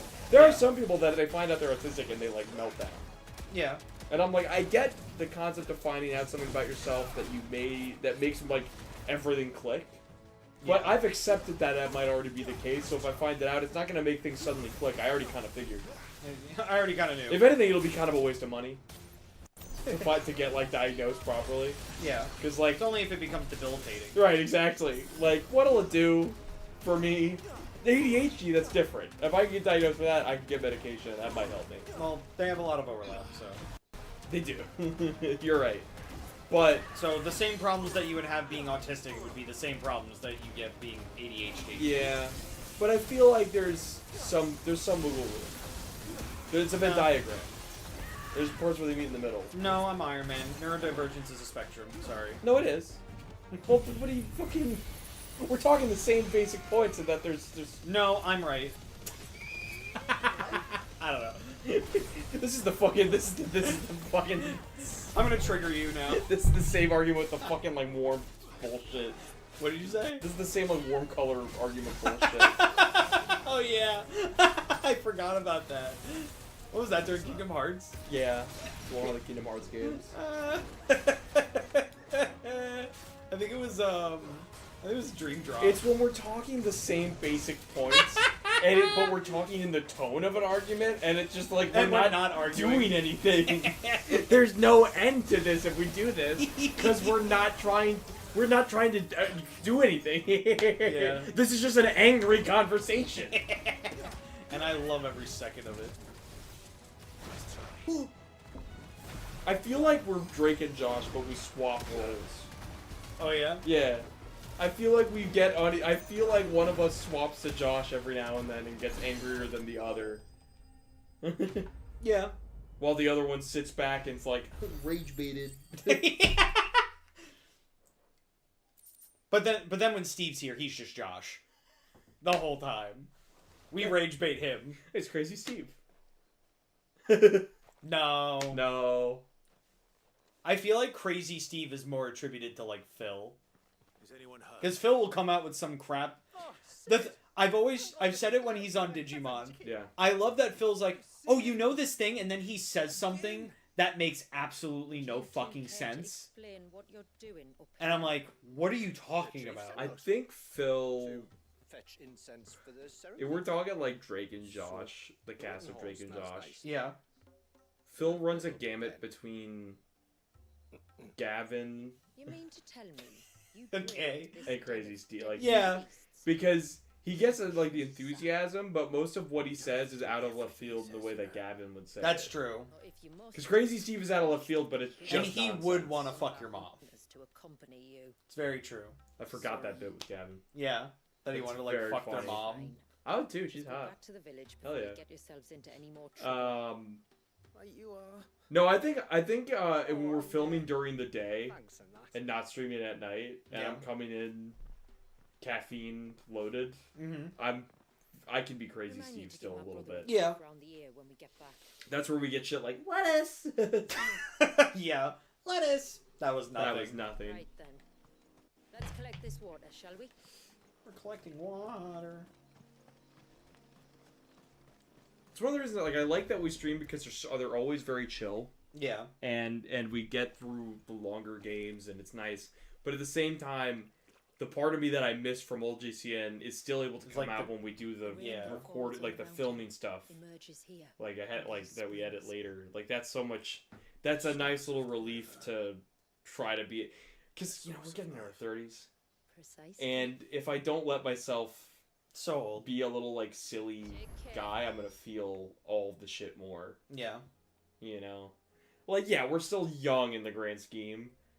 But it's no joke that when you hit 30, you start to feel 30 everything. Well, because we take our health for granted. A lot of our these most recent 3 generations. Yeah. Like especially. It's that classic adage of like, you fuck around in your 20s and you pay for it in your 30s. Right. But like I feel like the last 2 generations really got real into energy drinks. Yeah. Like they're fucking like 14-year-olds having energy drinks that they probably don't even fucking really need. I'm not going to get into that, but, like, when you're a kid, you have generally more energy to begin with. But there's kids that are still, so, like, we start drinking these energy drinks earlier. Fast food is still fucking massive, right?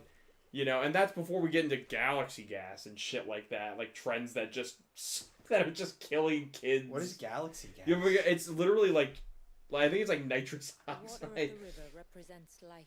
Okay. It's literally, like, kids it is constantly just moving. like drugging themselves, huffing things. Yeah, it's really fucked up. I have to look up what the actual, because I forget what it was. I don't know if it's still a thing. Yeah. It was a big thing for a while. It was a gas that like made your voice really low. Oh, that like sulfur something. Yeah. Yeah. To see, beginning to end. And it was sold online as like sulfur hydroxide. It was sold as like an ingredient. Yeah. Not a drug thing that you huff. But you could buy it. The funniest part was that at the time on the website it was sold as like only meant to be used in cooking. Here's some cooking recipes with it. But they sold like a brief mouthpiece. So it's like what's happening. And it's like, come on, dude. Come on. And because it was an ingredient thing, almost anyone could fucking order it. So it was like a crazy thing. So like you have all this shit nowadays that like it's always been like, oh, you do you pay, you do shit in your 20s, you pay for in your 30s. But especially with the last 3 generations, there's so much shit that's easier access, that's just regular to do, that becomes to a point where there's vaping. Like vaping just became a normal thing for a lot of high school kids. And so like you hit 30, and now the shit that normally would just be, I ate a lot of bad shit when I was in my 20s, and I drank a lot or whatever, is now also including all this other shit you did. say that like people in our parents' generation weren't smoking. No. Like I'd say that. chimneys. I'm just saying, like... And smoking is monumentally I'm saying, worse for you than anything that's yeah, happening I'm just saying, I think my main thing is that, like, it's starting earlier and earlier as the generations go on. Yeah. Because it's becoming more normalized, especially in the internet age. Where people see trends on TikTok.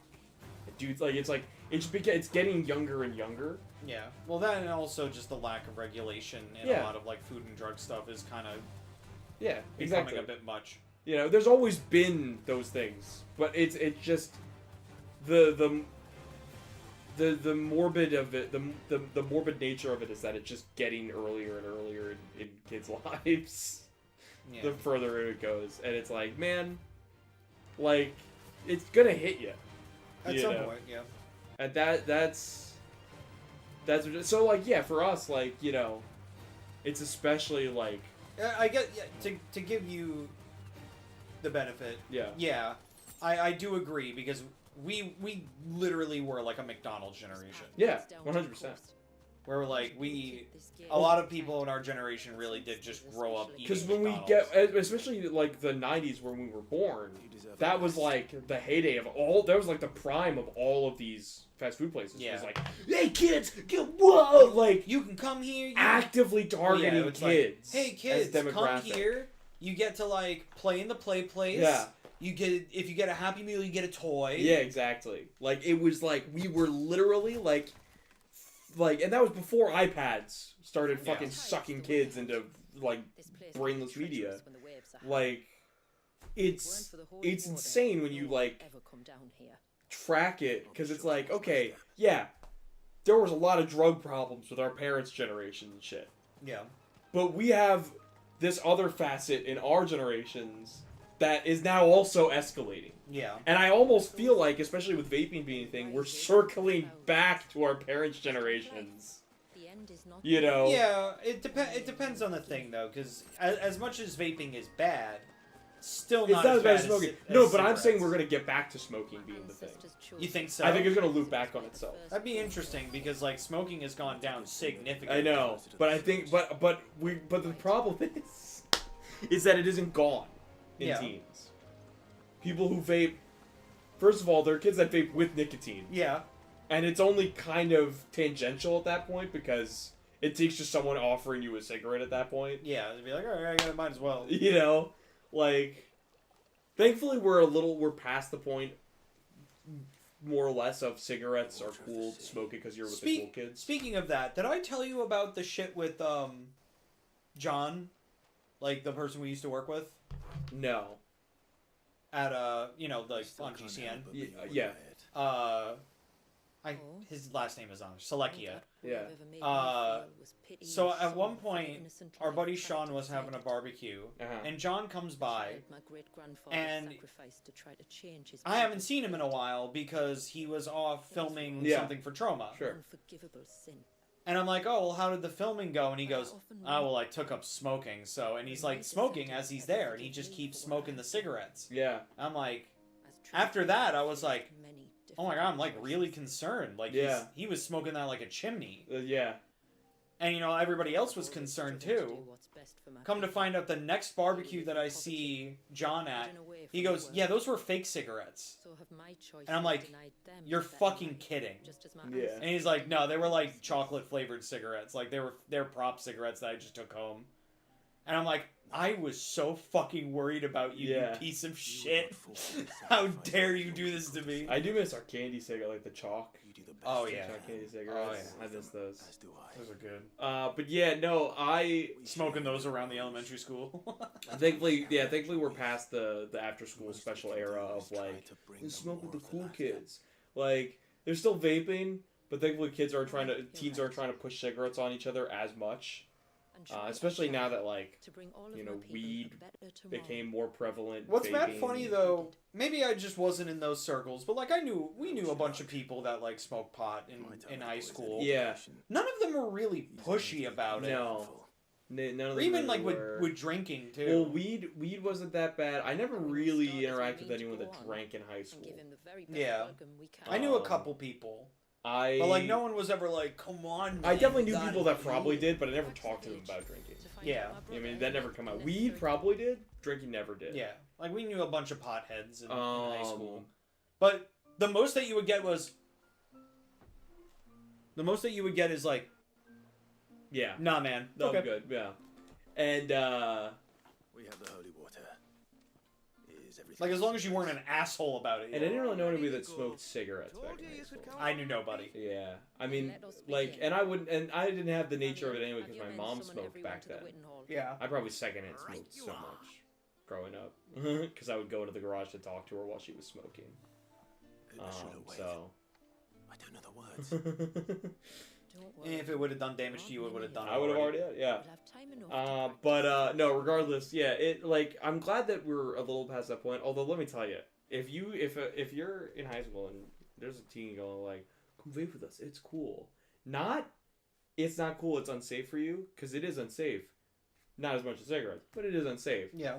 Assuming it's, like, the actual vape with nicotine and not just flavored steam. Everybody look at the baby. The wild baby. But My friends, we are gathered here today. It's also just not cool in general. Like vaping, you're such a fucking loser. Yeah, fuck you. I've been saying that since vaping started. You walk up to me with your thick ass fucking let me vape it. I fucking. You're a loser. And father returned to the sea long ago. So I Go up to their Fortnite dance. Yeah, you look like a real winner. I had a victory royale. I had a victory royale. Of course I'm a winner. Yeah, okay. Number 1 victory royale. We had Fortnite. We about to get. I don't think, out of all people on this earth, I don't think we have any semblance of saying what's cool or not. No, but vaping is especially.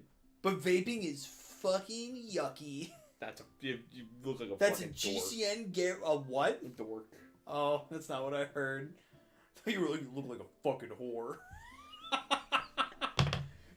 I was like, oh, whoa.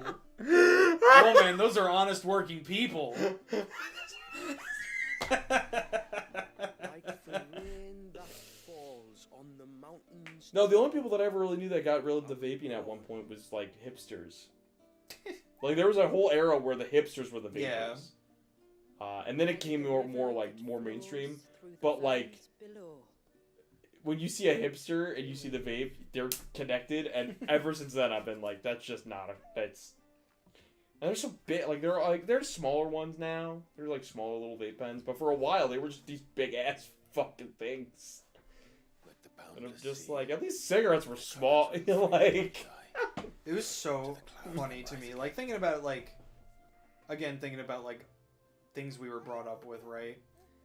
That like the DARE program was like such a huge part of it, and the DARE program is such a huge failure. Yeah.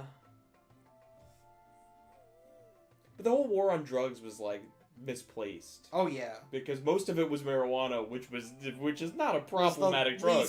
Yeah, it was the least of their worries. And it's like all the DARE things would be like, don't smoke weed, don't smoke weed, don't smoke weed. Also cocaine and other weed. Yeah, it was like so weed focused. It's like those other drugs are like way worse. Yeah. Like they educated us more on weed than literally anything. And it was miseducated because it was all from the place of weed's so bad for you. So none of it was really fully accurate. My favorite one is the one that the ad that Jontron has in his video, where it's like people laughing and buying a bunch of ceramic monkeys on a thing. Yeah. It's like don't smoke weed. I'm like, that's hilarious. Yeah, that's awesome. I would do that without being high. Yeah, that's fucking. What are we, 12 of them? Ceramic monkey. It's just funny as fuck. Funny monkey. Yeah, I'm not high. I'm just retarded. Yeah. Means a lot to us. I'm not high. I'm just a YouTuber. Like, come on, man. Oh man. It's so funny, and especially because I grew up like. Weed was basically the devil's lettuce. Like I grew up like not in a super religious home, but that was like my nature around, especially with my grandma. Yeah. So like I remember when my ex was like smoking weed, I got like really upper ass about it. I remember, but that was kind of just the culture. It was. Well, no, I don't blame me for acting that way entirely because it's just how I was raised. I literally turned right back around when I smoked weed later on. Yeah. Because I realized, oh, this is fucking nothing. Yeah. Like. I slowly realized it wasn't for me because I'm, then you shit yourself. Well, I thought I did. Every strand is like a different thing, and that's before crossfading comes into play. And I realized that drinking is more consistent. Now, granted, drinking is the worst of the two in terms of like what it does to the body because you're poisoning yourself, literally. But I know what it does to it. You know what I mean? Yeah. Like weed, it's like if I usually get weed from someone else. And I don't know what they're handing me every time. Yeah. And I don't know what my body's gonna do.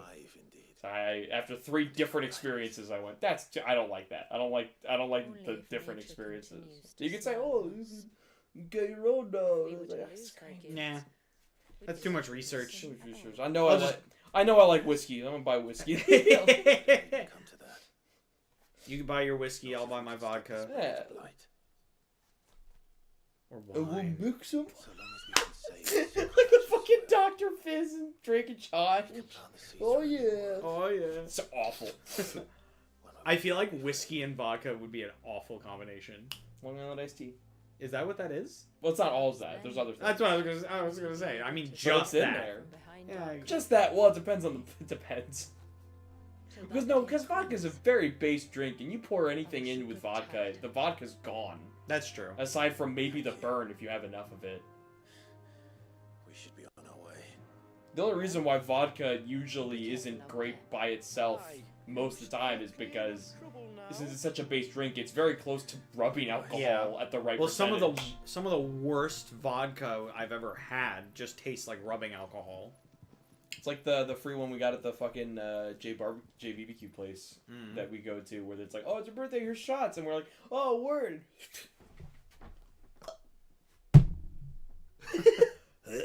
And they're like, oh, we have an extra one, and I went, all right.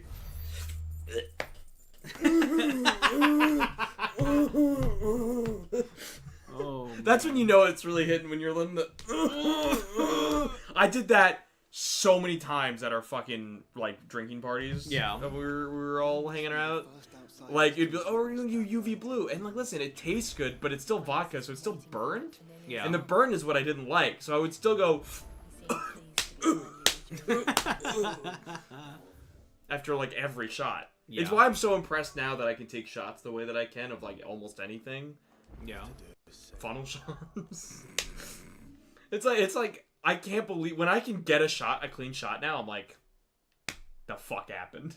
Yeah, because I should be worse. I've gotten older and my tolerance is all over the place. I think you're done. I am done. You gonna fight Ultima again? Oh boy, no. All right, let's end the stream. Yeah. Well, that's Final Fantasy XVI. Forever. We finally finished. We did it. We finally got through it, which means we're finally gonna start Kojima's Sega bass fishing. Yeah, Sega bass fishing. It would have been Kojima's Wild Ride if not for Sega bass. Love that. I'm sure Jordan is going to love, especially when we're like, you know what? We had so much fun with Sega bass fishing. We're gonna make it a full series. I think I would have to quit with GCN if we were at that point. If we're at that point, they were like, I think I really like Sega bass fishing. I want to do more of Sega bass fishing. I think I'm like, I can't do this. You say that until we stream it next week, and you actually. It might be funny, but a one-off is a one-off. Yeah. Or a second one way later. Yeah. Just for shits and after giggles. whatever Metal Gear game we're playing. But It'd be anyway, really funny to top off a Metal Gear with game Sega with bass fishing. I think for like if we were to do it next week, we'll have like the bucket hats for the yeah. I think if we come back to it, we need to get like the all fishing gear just to stream it. But anyway, thank you everybody so much for watching. If you like what you saw, please like, comment, and subscribe if you want to see more streams like this one, and hit that bell so you don't miss a single thing that we do. I don't know what we're streaming next. I didn't make the schedule yet. Actually, I kind of have an idea. Tuesday's probably going to be... More Chrono Gear? Yeah, more Chrono Gear. I have to finish Chrono Gear. Yeah, Margo asked me if you were going to finish it, and I told him, well, he did a part 2, so he's probably going to finish it. If there wasn't a part 2 stream, he probably wouldn't be finishing it. Yeah, if it was only part 1. Because he was like, oh, he forgot. I was like, well, no, he didn't forget. What did he stream before that? I was like, oh, Crossroads came out. He didn't forget Crossroads came out. Crossroads came That's out. our brand. Yeah, we have to keep up on the Sonic thing. Like, we're Sonic fans. Yeah. That's the brand. I'm sorry, Sonic takes precedent over every... Well, that's like when Sonic Frontiers came out. Yeah. I stopped streaming anything that wasn't Sonic Frontiers, and then same thing when Shadow Generations came out. It's literally our part of the algorithm that we have to keep to. Yeah. That's like the one obligation we have. Chained to Sonic for the rest of time. Pretty much. I mean, fucking A. I got that one chat message that literally explains it all, where I was playing Sonic 3 Retro Achievements, and someone came in being like, I saw this on the recommendation page. Yeah, I saw that too when I was there earlier, yeah. So we get recommended when we do Sonic stuff. Which is crazy. And I'm coming for you, Games Cage. And Diane C. Fei Chu is playing Sonic Racing Crossworlds right now. I still don't know who that is. And she's in my Steam friends. Watch out, Fidel. Yeah, Fidel, we're coming for you. Coming for you. I actually do hope that when I enter the very exclusive club of Legend rank 9 through 1, that you'll that I can rope in. I'll reach out. I'll reach out. I'll say this right now. If I get to legend rank in Racing Cross Worlds, I'll reach out to Games Cage. Let me piggyback off of your success. I wish I had sunglasses so I could go. No. I'll see what I can do. Depends what rank you are. C, can't roll with us. It's so funny that I do this because I have the Sonic varsity jacket at home. You'll still remember me, right? Yeah, of course. What's your name again? I'm just kidding. It's Roddles, right?